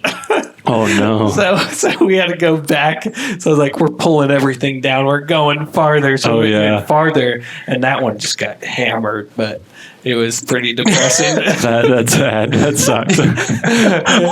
Editor's note. I don't know. I think you could have your placards out before he's just dry snitching. Like, yeah, just do some illegal stuff. Actually, you don't have to have your placards out. No, you don't. You don't have to put out one if you don't want to. Yeah, I'm pretty sure you got to have it posted, buddy. No, you don't have to have like those posted? the colorful ones that say bear bait in this area. No, I'm talking. You have to have your placard of like. Oh yeah. That was out already. That was nailed to my tree stand. And I'm pretty sure it's got to be a little bit further than 100 yards from the road. Yeah, definitely. But what I should have done is done the loop. Yeah, do the loop. Found first. Well, now you've got apps where like I was highly stressed about because you've got cabins you don't even know, right? Yeah. You go out and you're trying to set up a bear bait, getting back to it to get a good location. Not only that, but the maintained roads. I know of 2 people that got cited because they were on a quote unquote unmaintained road. One of the roads actually had a sign that said no longer maintained by the state and still got a fine for it. Did they take it and go and try to fight it? Yeah. Yep. They still got a fine. That's what I'm saying. It's really tough. You've got some cabins. They're not even. It's all state land, and there might be a trapper cabin that you don't even know about because the trapper doesn't want anybody to know about it. Yeah. Or when me and Brian first met, you told me like there was an outhouse or something that somebody didn't know. Yeah, so that was actually a guy that used to work for Honeywell. It was a decrepit cabin, so it wasn't even standing anymore. It had folded in, but it was still considered a structure, and he got fined. Oh man. Yeah. That's, you know what? That's so like finding the right location. And I've came upon bear baits off the river where I'm like, you've got to be kidding me. Like, this is the guy. And maybe they did. Maybe they hit him with a fine. He said, screw it, I'm not picking anything up. But like, I've seen some things. But granted, your John Q. public is not going to see these things. You know, there's certain things to look for, right? Like, you know, we're talking about finding a good location. Obviously, the regulations in themselves to get to a bear bait spot, it's going to take you some time to get there. Yeah. Usually, whether it's thigh power with an ATV, and even with an ATV, you got to be very careful on where you put it because there might be a cabin you don't know about. It's like, well, it's got to be within a mile. It can't be within a mile. Yep. And you're like doing circles in a mile. You're doing a mile circle. How the hell are you going to be able to cover a mile circle in the state of Alaska? Yeah, and exactly. It's a rhetorical question. You can't. Yep. Even satellite imagery, you can look at it year round. Maybe if you had some of that LiDAR detector. Have you guys seen the LiDAR detector? No. The LiDAR is like laser infrared technology that they're using in the – this is deep. Check this out. You're using in the Amazon and in Mexico, and they're finding new structures from the mines and all these lost old civilizations. They're finding structures and temples and all sorts of stuff that they didn't know existed. It's all National Geographic. That's pretty cool. We just got to get some of that $1 million technology. Yeah, right. But the trapper's cap. Shout out Disney Plus if you got it. Go to like Lost Civilizations of the Mayans. Go and look at it. There's like a 3-part series where I'm just sitting there. My wife's like, come hang out with us. I'm just slack-jawed. Watching it, you're like, oh, nerd now. I'm like, no way. They're talking about old Mayan warfare and outposts and stuff like that. Like, that's pretty luring cool. Tribes in and the warring nations. They found all sorts of cool stuff. So if we had some of that technology where they just flew over and did a real quick snapshot and they provided it to bear baiters, maybe there'd be a little less, state troopers making dollars off of dudes doing it's not a dumb move, but like, and it's not negligent, and you can't really claim ignorance, but you can. You're like, dude, come on, how can you? There's certain things where they're making, criminals or making, misdemeanors or violations out of your average Joe that's like, man, I didn't know. Yeah. Couldn't you just like say, hey man, you need to move it? Like, give me a break. Yeah. Why you got to find me, man? Come on, man. Why Put you it got on my record? Come on, they don't need that. I don't need that. So what are some common things that you look for in a good location? What do you got? Because we do a little bit different. So the first thing I always say is, where have you seen bears? Because, you're hiking out or your buddy calls you, hey man, I saw this bear up here. So look in the fall is what I tell people first, because the bears are in the berries, they're up high. So there's going to be a good area around there in the spring as well. So do that. And then I also, bears mark their tree territorial, like people that hunt deer, deer scrape trees. Do rubs. Yeah, bears will break trees off. They'll rub up against it, and you can gauge how tall a bear is based off how high their fur is on the trees. They go for saplings and things like that that'll hold their hair. And then like obscure little saplings, like one that just like they look at them, they're like, you're a little bit out of place on like a trailer hike. They're like, yeah, that's a perfect one. You go, little bitch, I'm gonna come chew you. You know, they exactly. go, sorry, like, why this one, man? Like, he was just chilling there. It was out of place. So I'll give a spot up for anybody that's probably a first-year bear baiter that would be willing to do this, because I wouldn't. But the Resurrection Trail, if you go in from the Hope side, you'd have to hike a couple miles in where the bears get thick. And then go, of course, a quarter mile off the trail, because you have to be a quarter mile off of any trail. There is so much bear sign there. Every tree is covered in brown bears. There's huge brown bears in there. They're massive. I know there's absolutely big ones. Well, those pink runs that are going up in there? Yep, the pink runs. We just dropped some heat. We're going to make enemies. Yep. I'm sorry, man. I'm sorry. I don't know who's out there. I know somebody's in there. I'm sorry, bro. Yeah. Next year, we're just going to see guys hauling barrels miles down that tree. So my first bait was 3.5 miles in. First bear bait. You get excited and you do stupid things. Shoot a moose 5 miles miles off the road like my buddy did. But If you want to be successful, do a few dumb things first, and then you'll be like, yep, now I understand the whole like old timer rule. That was dumb, but at least we got one. That's what my brother said. The only reason you're successful is because you're dumb. I was like, hey, that's cool, man. Yeah, right? He's like, Ignorance is bliss. yeah, you have this strong stupidity, and I sure do. And That's right. Yeah, if you're going to, better have a strong back, right? Yeah. All the working out where we talk about mental toughness, there's certain things that mental toughness will not buy you, buddy. Yep. I mean, you can be tough, but all of a sudden, like, oh, I shot a moose 5 miles back in this terrain, which they're there. Yep, they're there for a reason. You break your ACL off, you snap your Achilles tendon, something bad happened. You're like, okay, yep, here's the SOS button on my inReach. I better go ahead and press that. Yep. I need some help. Yeah. Yeah. And then the other thing that I made a note here, Devil's Club. Devil's Club is good for bears, man. They love Devil's Club. So at the root of the Devil's Club, skunk cabbage. So south-facing mountain, look for skunk cabbage. Spot and stalk. There's a few spots down on the Kenai Hill, spot and stalk.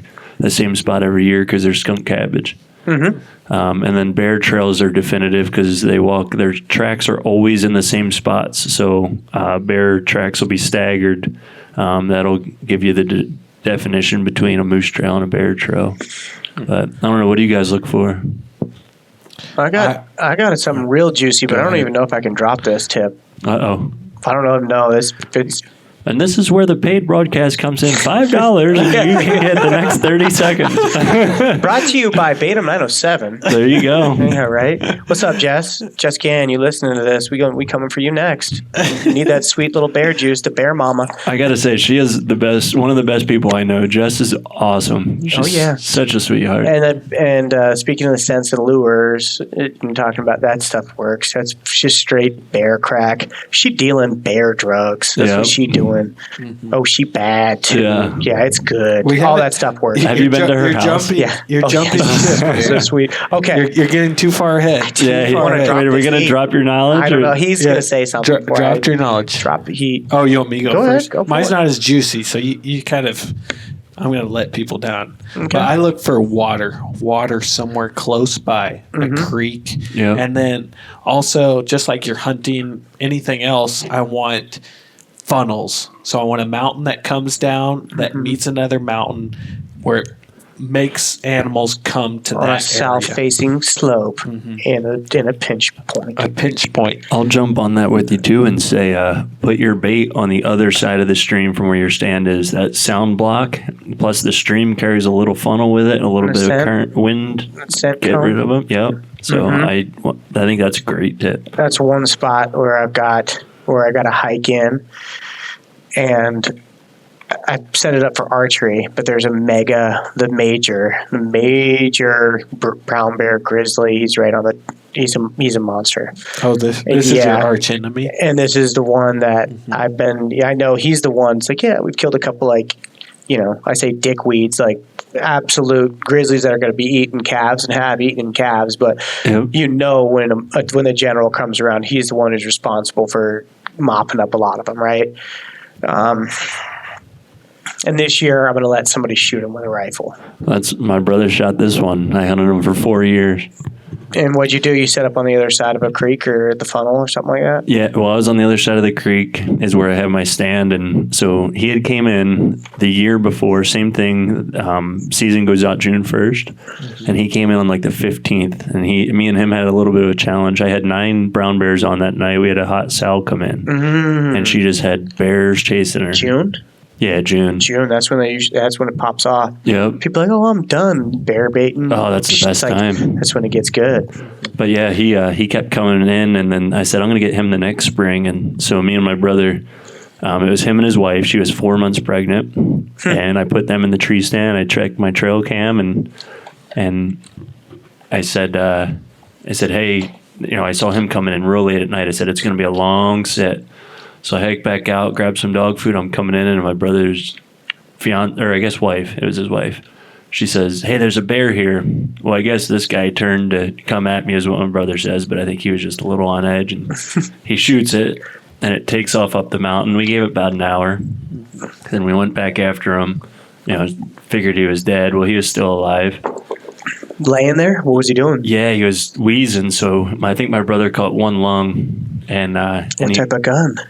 300 Win Mag. Oh, wow. Yeah. Using what ammunition? I think Barney's TTSX I had at the time. Mm-hmm. And so Should have had Winchesters. Should have had the Winchester quick plug. Just a real micro plug. Yeah. But yeah, so we get back out, go back in, and I knew where he was. And my brother, we had a little bit of an argument about it. He said, he's down in the bottom of this valley. I said, he was up top. So I went up top with a 10 mil. So With a 10 mil? Yeah. So you imagine a 10 mil with a bear this size. This guy's big. How big's this skull? Just for reference for our listeners. It missed Boone and Crockett by 1 or 2/16 of an inch. For a grizz? Yeah. So no brown bear. Okay. For a grizz, that's all day. Yeah. Whatever that is, 26, 22. I don't remember. 26, I think that is. Maybe 28. He was big. And anyhow, my brother's down low with the rifle and his wife, who's 4 months pregnant at the time, and I'm up there with a 10 mil, and he was sitting there, still alive, sitting like a human would sit at a dinner table. Oh, like sitting. Sitting, Okay. yeah. Sitting Not was feeling weird. good. So I shoot him with my 10 mil because at this point I'm terrified. So I turned. How far away are you? Maybe 30 yards. Oh, okay. I kind of came over the top of the mountain and he was sitting right there. He was facing away from me. So I shot him, and I think in my head, I don't think he turned to run at me, but in my head, I think I broke his back on that one. So I think he fell over, but I visualized him running at me.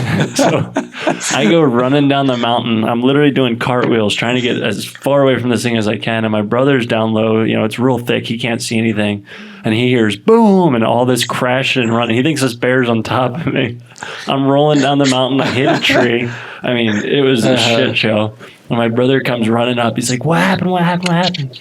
I said, he's up there. My brother had to shoot him 3 more times with the 300. Oh, my gosh. He He's just wouldn't go absorbing down. bullets. Yeah, What gun? what's that? Win mag, but who made it? It's Remington 700. Mm-hmm. There's a problem. Yeah. There's a problem. So, Winchester repeating arms. If you just would have had that $400 XPR, the Working's Man rifle, That would have been it, right? a little bit of Expedition Big Game. Just saying, it's a black magic. I'll have to invest. So, well, let's. So are you going to drop that juice? Yeah. Okay. I think we've let him on enough. So the big one that I do is I get to sloughs where people can't jet boat to. And usually a lot of these sloughs, when they run dry, they'll have a source of salmon. So you can't get there with four-wheelers. You can only get there with a jet boat. And then you've got to hike in. A lot of people in the big rivers are baiting just right off the river.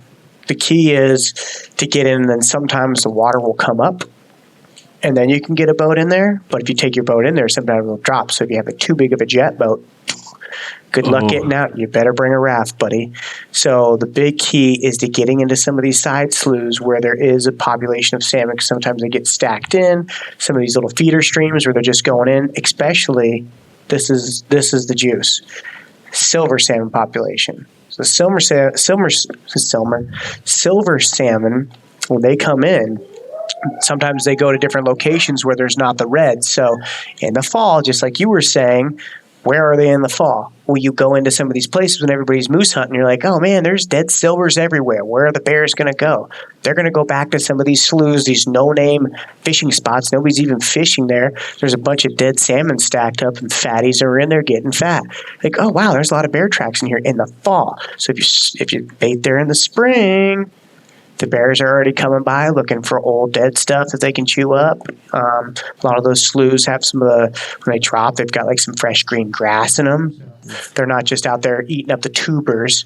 So like oxbows and rivers and whatnot, like you can get in. So that's my Juice. ultra. He released it. Ultra juice. It's not where the kings are at, where the reds are at, or the pinks and the chums usually. And the pinks are good. But where are the silver salmon? Because there's a last run that goes in there. And then the big brown bears, it's the very last spot, very last meal. Some of these brown bears are even breaking holes in the ice to get it. Or they're just like, hey, this is a ankle deep water, and here's a seep, so to speak, just some warmth that's coming through, and you'll even see eagles come through, and you'll see some salmon that are around. You see some eagles. So you're like, okay, got you.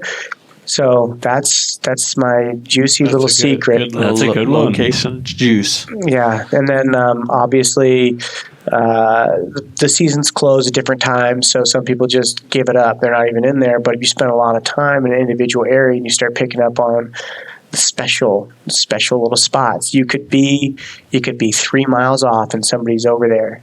That being said, there's a lot of bear baiters and there's a lot of people willing to dump a lot of money into dog food.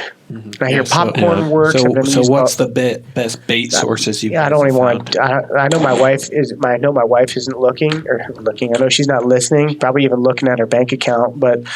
The Fred Meyer $20 bags of dog food definitely add up. I'll give this tip on the record. So if you know somebody that has base access, they usually have $11 bags of dog food. Yep, and yeah, I showed a guy. Speaking of spots, I showed a guy a spot, let him go and sit my bear bait, and he's like, yeah, I want to do this with you next year. I'm like, all right, cool. Well, we'll dial it in. And long story short on that, he stiffed me on the $11 bags of BX dog food and set a bait up a mile from my bait. No. Oh yeah, cardinal sin. But I don't want to say good news, but I will say karma has a way of working out. It's just safe to say that his boat met a very large rock. Good. And he barely made it back. And I said, hey, I wouldn't go over there. I know people that are over this general ballpark, and there's some rocks over here that will eat your boat. And he's like, okay. And that's all up and down any river. You got to pay attention. But I got an emergency call. Hey, you need to get up to so-and-so. And I'm like, oh, okay. What's the deal? He's like, oh, so-and-so sunk his boat. I'm like, what? Like, yeah, well, what are you talking about? He hit one of those rocks? Well, he stiffed me on the $11 bag of dog food. He's up there bear baiting this year? Oh, so I found out. I'm like, okay. Okay, this is where you want to be when Jesus comes back? Yeah. That's where you want to be? Okay. I had a guy put a bear bait. So I this is 2 years ago. I put a bear bait in, and then I camped next to my bear bait. An auger thing the first weekend. Camped next to it. No bears in yet. And I'm camping there, and this guy comes up, and he's putting a bait in 100 yards away. And mine's in the woods, pretty thick. And so I was like, maybe he doesn't know. So I went over. I said, hey, I have a bear bait 100 yards away. He says, yeah, I saw you last spring in here, man. You're getting killed by bears. So I figured it wouldn't be a problem. I said, you got to be kidding me. You're gonna put a bait in here? So I said, you got to move this, man. Like, that's just inconsiderate. And he's like, okay, I will. So I go back the next weekend. It's not moved. I'm like, whatever. So I see him at the end of the year, and he's like, man, I couldn't figure the bears out. They were eating my food. I couldn't figure out why I couldn't get them. He was sitting from 11 a.m. to 3 p.m. every day. So the time when there's no bears moving, this guy's sitting there. And I didn't tell him. I said, man, I'm not seeing any either. I think I had 4 bears that year come out of my bear bait. SMH, just shaking my head. I was so mad. Well, and that's the other thing. I stepped on somebody's toes that I didn't know that I had stepped on. I put a bear bait in a different spot. And this was actually the year that I got stiffed. I just told Landowski's little potty break over here. Just told a story about somebody stiffing me on dog food and doing a bear bait. I'm like, okay. And then I remember you telling me that story. So I went in there, and so I was in there right when the rivers broke, got in, like, yep, this is it. Went in, set up a bear bait. Like, there's not been anybody here. Had no clue. So I set up a bear bait. And I come in 3 weeks later checking trail cameras, and I see a boat. Somebody's there. I'm like, oh, man, because I dumped it. I mean, I obliterated that place where I'm going to chop everything down, set it up, and let them come and destroy before I come in, right? Leave some, set it completely up. Then I come back in, and apparently this person had bear baited there like 5 years previous. And I don't know exact time, like how long ago they were there, but they had taken a couple years off. And then apparently I was in their spot. So they weren't there for a few years. I had no idea anybody was there. There's no boot tracks. There's nothing. And then I came back, and I'm like, you know what? I'm not even going to hunt this. And then I let that one guy sit there. They killed a bear on it after sitting there for 2 hours. They killed a 6.5-foot black bear on the last night of the season. Oh, nice. I'm like, all right. Well, he's like, I really want to do it with you next year. Totally went in and did it a mile away, or maybe even less than a mile as a crow flies. I'm like, I didn't even go back up. I'm like, you know what?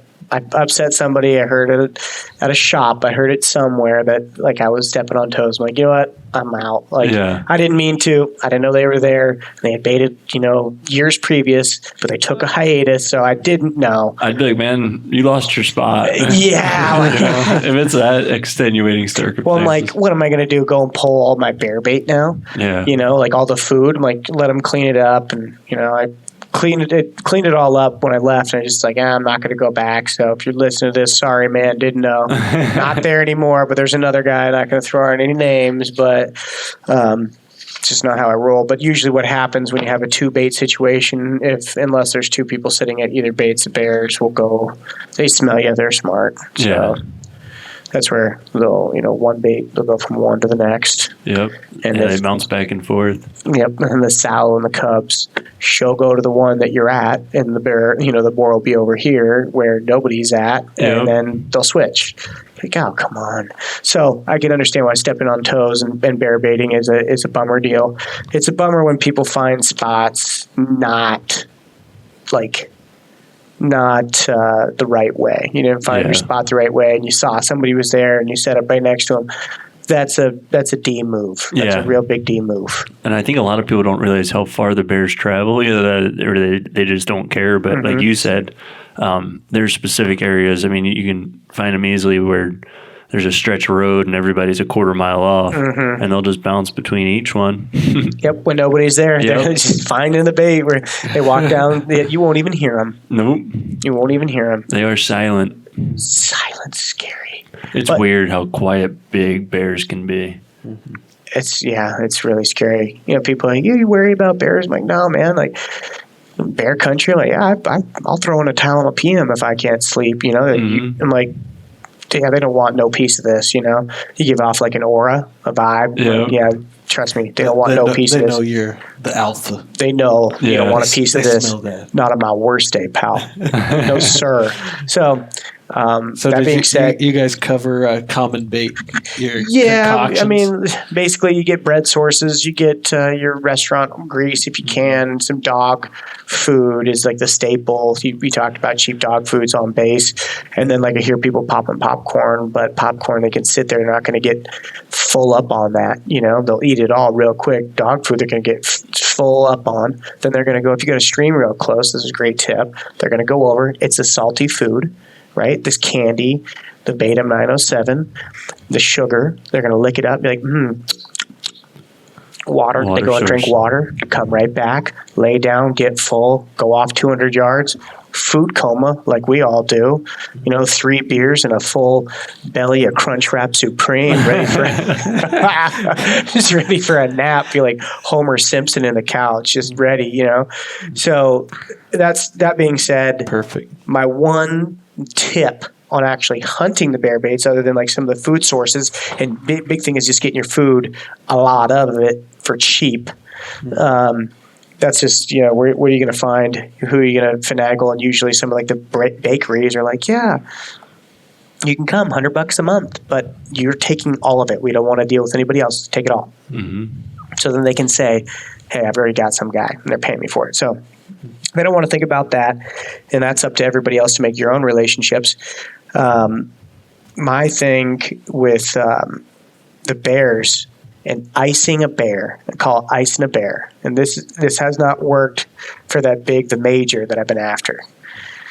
It's worked a couple times, but you're in the jet boat, you hike out, right? You hike all the way out, make noise, beat the drum, I'm leaving, scatter dog food, I'm leaving, and you leave your buddy up in the stand. Yep. Then you leave out like you did, it sounds like with your brother. I think that's how I got him. That's how you iced him. 4 years to hunt him, and I think I did it by accident. I tried to ice the big one night where I said, there's a couple browns coming in or grizz, whatever. There's one that I'm trying to zap with my bow. Any other one of these, old mangy, short hair blondie, any of these gals and guys, they can go. There was no bears coming in that had cubs. I'm like, anything that comes in, I'm cool. besides the major. If he comes in, I get to shoot him with my bow. Yep. And they're like, okay, I'm pulling rank on this one bear. Just I have history with him. You guys go first on everything else. And he's real hit or miss. He only comes in usually during the rut for a couple of days to check in, doesn't eat much. Sometimes he does, sometimes he cruises on. Never been there with him showing up. I've heard him a couple of times where he comes in, you can hear him crashing stuff, pissed that I'm there, right? Yep. Circles down. I'm off a ridge down where the scent near the stream or the slough that I'm on is carrying it out. He'll go all the way down, check it as far as you can, and I can hear him marching right back up. So he's not lazy, even though he's huge. He'll go all the way down until he can catch the scent, which you can't catch it unless you go way down. Oh, man. He finally catches it, comes back. I can hear him. I can't see him. I've never seen him from the stand, really. I mean, I got seen flashes. I'm like, I don't know if that was him or another bear. And gone. I couldn't get a shot. I wouldn't want to kill him with a bow. So I get out of the stand, go out, fire up the jet boat, make it a big production. Come in, with all the food, the sprays, the scents, spraying this Beta 907 up in the trees, throwing out scent balls and, throwing out Hail Marys, getting the boat, fire it up, act like I'm leaving, and then I just shut her off and slip out of that boat. I slip in there like a ninja. I'm so no chest waders or nothing. Like Painting a word picture for me, brother. Yeah, no chest waders. And usually I go in with chest waders because you're getting in and out of the boat, you're going through mud. I'm like, yep, take everything off like I'm getting ready to get back in the truck. Yep. And ninja slip. And I mean, no noise. I slip in there and I climb up. I mean, like you could hear a mouse fart.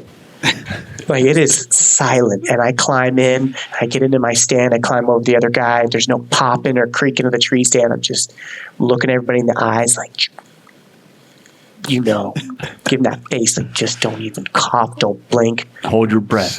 you don't toot, no toot. Okay, I climb it over because I've got the ladder stand, and I got to get up and over in the higher stand. So I climb up and over, sitting there for 5 minutes.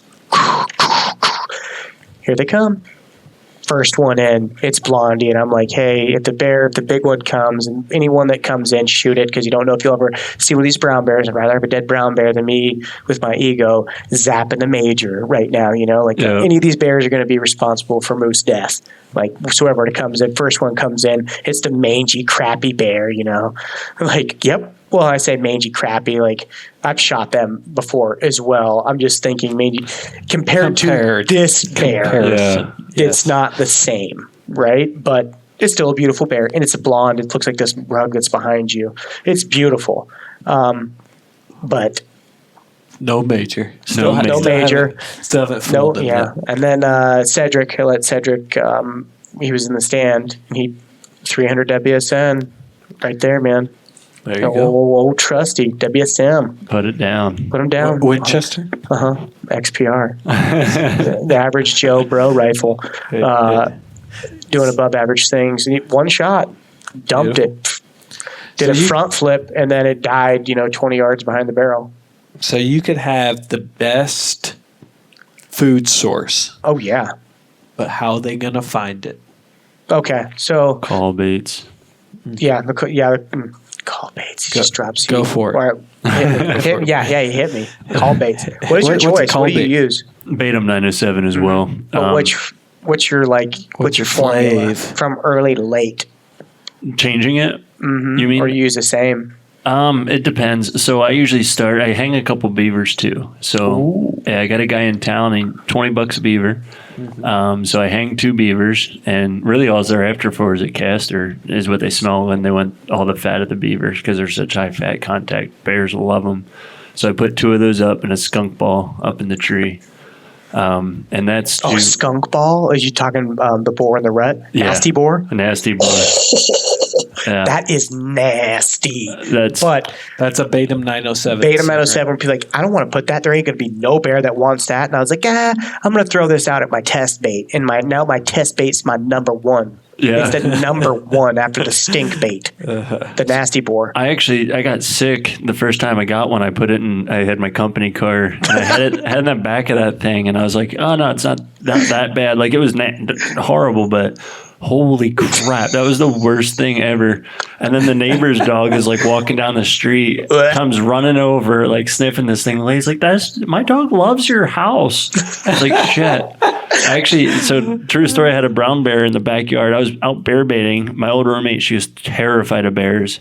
So I come out from bear baiting and she's texting me. She's like, "There's a bear here that it was on Eagle River, whatever town site." She's like, "I'm telling you that there's a bear in town." She's like, "It was in the backyard." I was like, "There's not a bear in the backyard." And she's like, "No, I swear to God, Brian, there's a bear in the backyard." She's like, "I'm terrified. It was on the back porch." Can you zap them here? No, you can't. But I'm like, she's being dramatic, you know? So literally I come home and it was like 3 days later, I look out back, my bird feeder is just trashed and my gate on my fence was smashed in. There was literally a brown bear in my backyard. That's insane. Yeah. I'll tell you what. So that nasty boar is icing on the cake to get them there, and then it stays up. Then I'll throw a blueberry, one of those hanging canicular numbers. I don't even know their names. And then I throw the tar out, but really I hit the scents all times. You know, I just hit, I had like fruity rubble. To me, it doesn't really matter. I don't do the burns as much. Like I tried some of that Tinks burns, and it seemed like it kept the damn bears away. Like they weren't used to it, didn't like it. But the Beta 907, what I'll do is I'll take a protein jug, right? And cut a hole in the bottom and unscrew it. And then I'll soak that rag and hang it up in a tree so I can go in and hit the sock, just a crappy old sock, so that the rain doesn't hit it and then wash it to the ground. Yeah. So it's just like a scent, like continual scent. So I'll hang a couple of those on the way and just hit them. It's kind of fun as you're walking in. Yeah. Sit it up in the trees as high as you can. I always tell the people, let the bears do the work, because the bears walk the same trail, same footprint and everything. You just cover that. I put honey all over it. I put anise on the ground. I mean, everything. And those bears, you'll see one bear will come in and he's going to take that scent up the hill, up the mountain.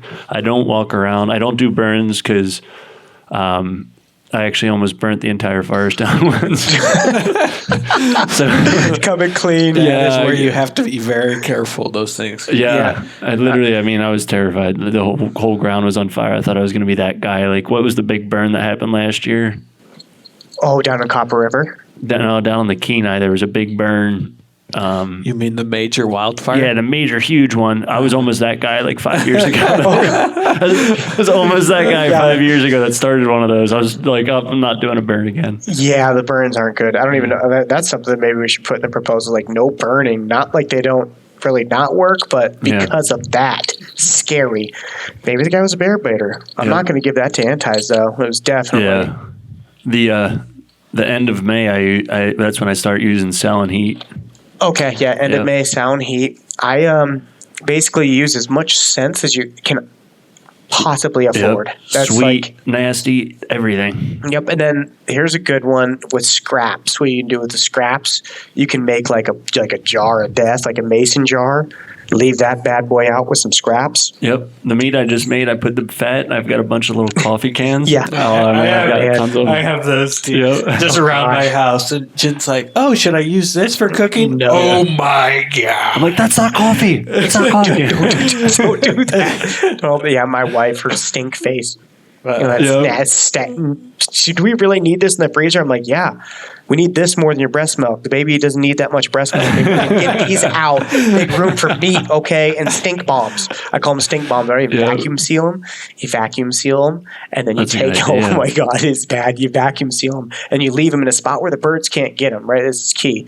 So, because they'll peck a hole, and it ruins the whole purpose. What are you vacuum sealing? So, you like scraps. Scraps. Meat trimmings that are really, sinew or whatever. Put that, vacuum seal it, put it outside, but in an area where it gets the sun, and if birds can't get it, you get it all hot. And then you come out and the gases are expanding, and then you go out and you throw that against a spruce tree. Oh. And then it's just death up in the trees, and then they smell it for a long ways out. So that's like a little homemade, average bro scent tip, and that works at all times because I've taken, here's the other thing. Oh, one year I hiked out all of my carcasses from the salmon from the Russian River. All the fillets were gone, obviously. This is all like what you were allowed to in the nth degree of the bear bait of what you can use. That's all you can use. I came out and it was one of those like back to back where it's like nine a day limits or whatever. Maybe it was 6, and I just can't. I'm hiking out. Just from the falls with the Barney's pack, just full, just sweating, Jeez, man. And at any rate, I brought those out, dropped them, had the trail camera. I came up, and those bears did not touch that salmon whatsoever. Really? They pushed it aside. They weren't ready for it. Huh? No, they just didn't want it. Why would you? It's like, you ate all the good shit off. Yeah, of it. some kid. It's like, here's a ribeye steak, child, with potatoes, and they're like, "But here's some candy. What are they going to choose?" They're like, "Yeah, I'll have the popsicle and the candy. Yeah, come on, like popcorn, like Cheez-Its. Yeah, I want that stuff." I just think that that's something that they don't get. So that's the other thing, like the flavor. They're like, "Yeah, flavor, the good sense," and then you need all of that. And you've seen the Beta 907, that bear tar. That is literally a drug for bears. Those bears start getting weird. They start rubbing on it. They're like, eyes rolling back. I'm like, whoa, what's going on down there? Well, the bear's getting freaky on the barrel. Yeah. Like, what is going on?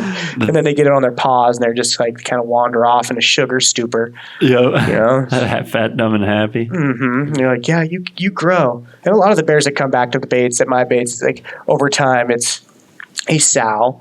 Like I had this tiny bear that I've watched him every couple of years. I'm like, I'd leave him. Like it's a 2-year-old that got kicked out. I'm like, I wonder if he's even going to live through winter. He's not going to be like a cow moose would kick that thing in the head. He'd die, And he came back one year. I'm like, okay, well, if Tiny comes back, he fair game, So he kept coming back. So usually it's like the sows train their cubs, and the cubs will come back during the spring. There's no scientific research, I don't believe, behind it other than like a dead bear, as far as numbers of bears killing moose. But I feel like the more that I put food out for these bears, like it's going to help the moose survive a little bit, not just from like a sense that I'm going to kill a bear and he's not going to go eat a moose, but the bear is going to be more full and just be more a little bit lazy. Yeah. Maybe if I beta 907 them, they get a little bit high and they're like, man, I'm a little bit lazy. And it's like, I don't even need to get a moose right now. I'm just going to like lay over here, drink some water, and let's come back and keep eating this, I just want some munchies, man. Yeah, why work for it? Right. So I feel this is a feel-based, and I'm big on fact-based arguments, but I'm putting my feelers out on this one.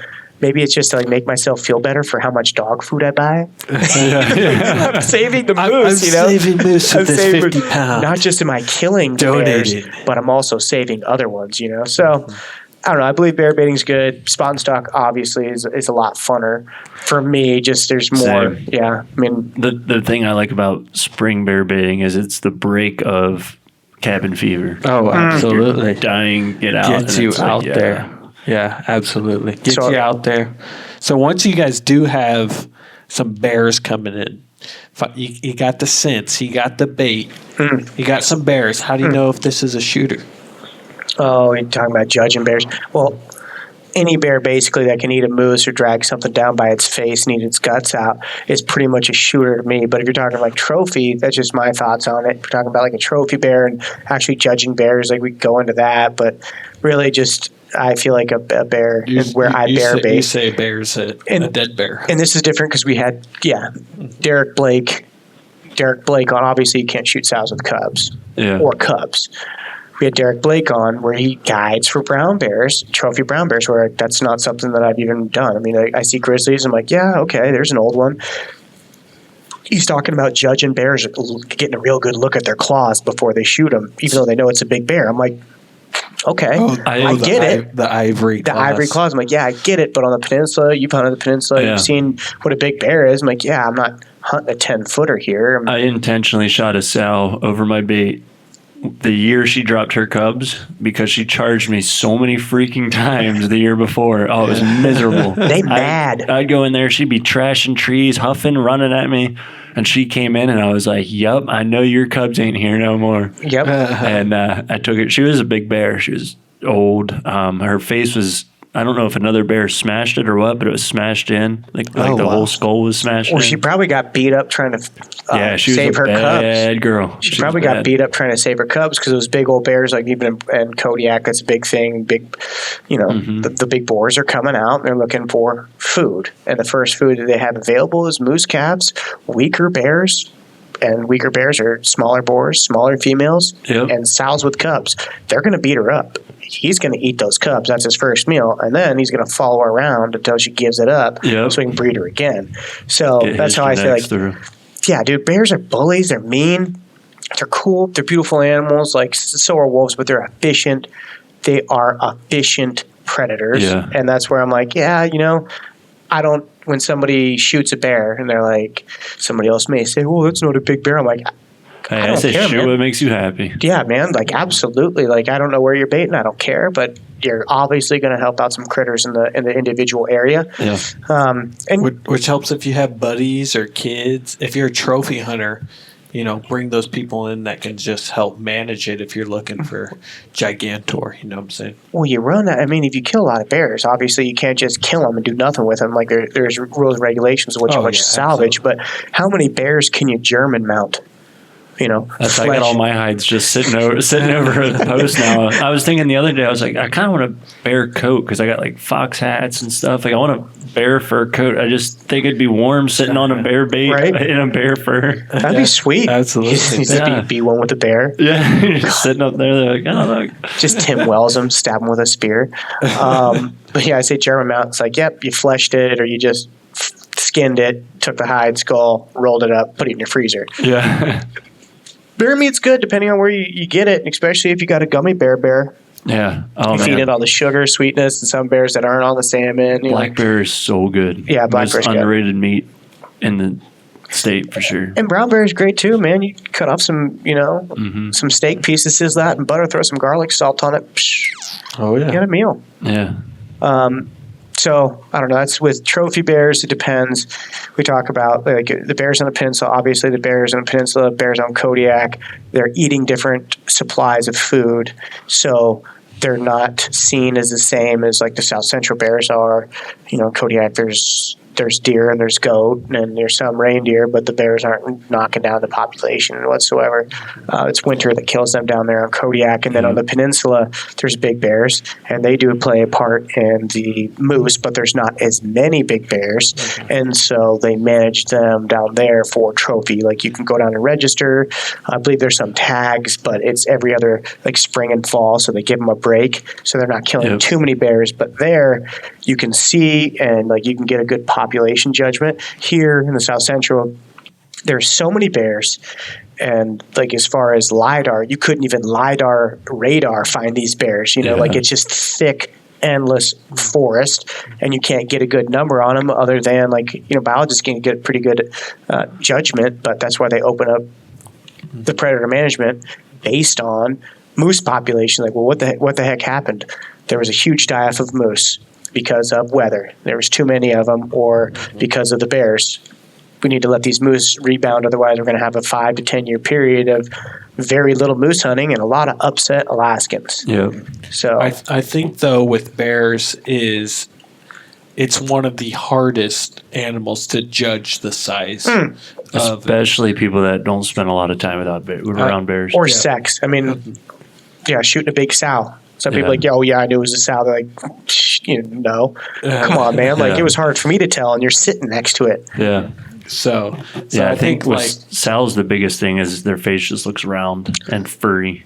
Yep, and then their shoulders are, less broad. Their forearms, they taper. They got a big butt, shorter legs. But on a bait, mannerisms. Like, if it's the biggest bear, he don't give a shit. Yeah, he's sitting there eating. If it's a little bear, he's running, looking around. Yep, and that's the same bear behavior. Derek, we did a good cast with Derek Blake about even the bears on the salmon streams. You can tell how they're behaving around their food source. Yeah. And sometimes you just got a mean old sow. Yeah, I think if one's coming in loud, just be patient because there's probably cubs, man. Those sows come in with fury. Yeah, I feel like it's that. What do you think that one is? Think that's a sow or? So he's looking at He's looking at my Instagram for Landowski. adventure. I got a beauty blonde, but I never seen her in person. I heard her. I'm gonna say it's got to be a sow. Yeah. Just because it looks round around here. You know what surprised me? But standing next to the barrel, she's the same size as the barrel. Is She's she? giant. She's big and beautiful blonde too. Beautifully blonde. Jess Gann told me that if you bring a pregnant woman into the bait, the bears know, and they don't come around. They don't mess with pregnant humans. Really? Yep. And she said something about, we'll have to chat with her, but she said they usually do not mess with pregnant humans. They don't play. So I don't know how far Wonder if along. it's scent. Yeah, I don't know what it is. I'm not sure, but apparently they don't mess with it. I don't know. That's what she said, and she's the bear lady. So we'll have to ask her about that when we have her on. I had a Wolverine come in. Now, my bait was getting run over by bears. A Wolverine came in for a morning and a half, a whole day, and then the next morning, not one bear. Didn't give a damn. Yeah, the Wolverine ran that thing. They always say Really? Wolverine are badass, but yeah, there's bears, Wolverine, nothing. Wolverine versus honey badger. Go. Wolverine, Oh, yeah. all day. Oh, he'd eat his ass in the blink of an eye. That'd be like a Tyson fight. That dude was knocked out before he got in the ring. Yeah. Done. Oh, man. Yeah, we talked a little bit about that. I've never seen a Wolverine in with my own eyes. They're funny little suckers, man. If you see them running, I saw one in the Kenai running, I've seen like, him oh, on it's a video. big It bear. looks I'm like like, a badger. what the heck? That ain't a type bear. Yeah. looking thing. It's this roly-poly thing like Same, that. the one that I saw, it was the same thing. I'm like, that's a bear. I'm like, oh, that's a small bear. I was Is like, he- oh, shit, that's a Wolverine. Is he missing his arm? Why is he doing that? Yeah. They're rolling in, man. But badgers or Wolverines, they ain't no joke, man. Yeah. And I've seen some. Turner had a picture of caribou, a herd of caribou up at 7,000 feet in the snow. This is in the spring, right?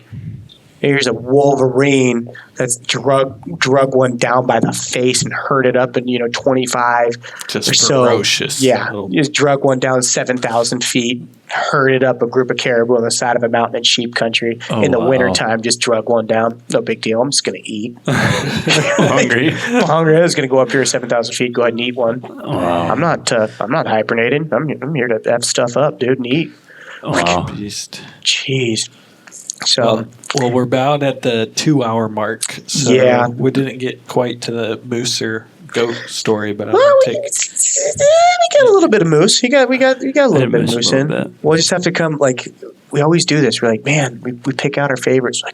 We need to do this. Yeah, we need this more Another often. one. Yeah, we'll definitely come out for 6-pack for more and crunch dinner, wrap. right? Yeah, sure. We'll do it. That's what we did. We're like, we'll have to come back. Yeah. Another time. Well, you'll have to come out to Landon's or my house. We'll have to do it again, and then dinner on us. We'll cook for you. Let's do it right before goat season. Yeah, I got to give my input on how goat hunting is better than sheep hunting. I mean, I have to touch that base eventually. I want to. Oh, really? I want to see this. Battle. Oh yeah. Well, I goat hunt to because my I left. can't sheep hunt anymore.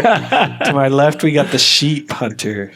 To my right, we got the goat hunter. Yeah. Clash. Which is funny is I've killed more goats, I believe, than sheep. Yeah, I've personally killed more goats than I have sheep, and I've helped with more goats than I have sheep, just because the goat season is a lot longer, and you So can go long. out, and everybody's like, "Oh, it's winter," and I'm like, "It's goat season." Yeah, everybody else is done. Yep. They're like, oh, no, I'm good. And season was long. I'm like, no way. I'm looking for the crampons. Like, yeah, here we go. Exactly. We're going up, boys. Mm-hmm. Yeah, so it's We got to do goat one. It sounds like. yeah, we should. Next one, we're going to talk about goats. I'm in. And there's just so much ways you can do it. And you dropped some heat. We don't got to talk about spots or what you're going to do next, but I'm excited to talk about that. Yeah, absolutely. Off air, obviously. Obvious. So, Cool. I got something to say about that sheep too. That's a nice sheep. But I think I know a little bit about the drainage or drainages he came from. Maybe. I just may have one of his buddies. Some more off Off air. We might just have to do this personally. Like I've I've dropped some spots with him, but Yeah. we're marinating. We're marinating the crock pot. Okay? Guess what? I'm not even part of this off-air conversation. Off air. Oh, yeah, right there. Yeah, Hey, why don't you go warm up the car? yeah. Oh my god. So, spots. Alaskans are like, you can help me pack out a sheep. Wait, no, I'll pack out my own sheep. You can help me pack out a moose. Then I'll help you pack one out. We're actually talking about, I've been giving him grief about this buffalo, but I'm okay. I really want to be a part of it. You know, I'm like really excited. Like, I'll film for free. Let me hang out with you, film for free. You know, I want to help him out and see him get his buffalo. He's just waiting until he draws a buffalo, so then you're in. I know. They're gonna carry buffalo again. Yeah. Damn it. But it's so rare that you can even be part of one because everyone usually has their own thing. Like, yeah, I'll definitely do that for sure. I don't even think I'll ever draw that tag. It's the only thing that I think or dream about now is buffalo. How many times have you listened to the book on tape? 4. I'm on 4 now. He says he's going to let me borrow it, but not yet. Yeah, I got this 4th, maybe 5th time. Until I'm mouthing it along with Steven Ranella as he's reading the book. He's actually going to read it to you. Yeah, I'll read it to you. I'll call you every single night. Chapter lullaby. You should do it in the morning, so I'll just wake up feisty. Call me in the morning. Chapter 2. I almost put it on this morning when we were driving in, but we had stuff to talk about. We were talking. Yeah, we got stuff to talk about. About business. Well, thanks for having me on, guys. It was fun, and again, March 28th, RHAK. The following weekend is ABA. April 4th or whatever that day is. How do people sign up or find you or find it on Facebook? It's a weird website, but there's links in there to get to it. It's like Altricio or something. It's some kind of database management site. So go to the RHAK or Resident Hunters of Alaska on Facebook. Yep. And like them, and you can find the banquet information on there. And where can we find you? Instagram, Alaska_lifestyle. Yep, Alaska_lifestyle. And how about the CBD goodies? Mountain Ascent CBD. You can find it on Facebook, and then mountainascentcbd.com. Just as it sounds, Mountain Ascent, or is it MTN? Nope, Mountain. Yeah, all spelled out. Ascent. Yep. Ascent, plural? Nope, just Ascent. Mountain Ascent. Yep, and then email is info@mountainascent.com. Okay. So perfect. Yeah, so with RHAK and ABA, all these type of organizations, those are your voice for Alaska. So if you want to have a voice, I would suggest joining one of those or both of those. If you want to get involved, reach out to guys like Brian and see what you could do to help. Looking forward to baiting season. Yeah, it's the bears are it's still snowing, it's dumping, and I feel like we could talk about the individual season right now and about how I think that the season's going to be pushed back a little bit with the snowfall. I have a feeling this is because I heard the birds today. I'm weird, superstitious. Yeah, I love it. April, it's going to be hot. May is going to be hot. Hot is in 55. Yeah, it's going to melt. But I feel like it's going to switch real quick just because it's been so cold and ruthless. But we just need I guess that'd be a high front to stick in or a low, however all that works. A high front. High, yeah. A high to get some of the sun going. I got one more thing. If you want more information on the bear baiting, you could go to the RHAK website, and I made a video that has their seminar on there for information about bear baiting. So, or on the Prey and Adventure YouTube. Word, yeah. Get that plug. My last little piece of verbiage, or even just speak, whatever we're doing here, is if you're trying to get involved and you think you're actually like being a part of conservation at large, like you should start showing up to the advisory committee meetings. Show up even if you are a guide to the RHAK meetings. I don't know if we can go to any of the professional guide meetings. I'm not sure if that's open to us. They have a banquet. I know that. I think it already passed. Okay. Well, just getting involved with all these different organizations, whether you're like a member or not, paying money or not, you can always go to the advisory committee meetings. You can always go to the board of fish meetings and sit in. If you're actually trying to get in, you're like, hey, there should be a proposal. I hear from people all the time. There should be a proposal for this. You don't have to be a part of any of these organizations to put a proposal in. Yeah. And we look at them from just all sorts of user groups. And the board of game, board of fish, they're going to vote however they're going to vote anyhow. And you can feel like you're doing something, but it's just the follow through, the follow up, and being a part of it ground up. There's a lot of people that are looking out for us. There's a lot of people who are looking out, not just in Alaska, but across the lower 48. They're actually looking out for hunters. And they may not be in a magazine. They may not be on social media. They may not have short films. They may not have a TV show. But there's a lot of people who are doing a lot of incredible work for our opportunity to be hunters, sportsmen, anglers, fishers, outdoor people. Yeah, and bring more people into it. Whoever you can. I always have people. Like, any interest they show, I'll take you out. Yep. Which bear baiting is like one of the best ways to introduce people. Such in a there. good introductor. It's so fun when they're in. Yeah, you get to see the bears. You can interact with them. Let them get chewed on by bugs. Uh-huh. Yeah. Yeah. Thermacell. We're not sponsored by Thermacell, but that is a lifesaver. It works. It's different. It That works. is game difference. Yeah. I was always like, We need to send them an email for that plug. oh, yeah. Yeah, I'd be just like, bill them. Send them an invoice. invoice. Well, what did you value that plug at? You ain't even going to get a Happy Meal out of this, buddy. Not even going to get a reply. Yeah, right? Yeah. Who do you think you are? So, well, thank you. Anyways. Yeah, thank you very much for coming on the cast. Thank you for letting us in your house, looking after us. And hey, cheers. Cheers, guys. Yeah. Yeah, thank you very much. Absolutely. Next up, goat. Oh, yeah. Next up, goat. If you got questions, concerns, hit us up on the lastcast@gmail.com. Thanks for listening.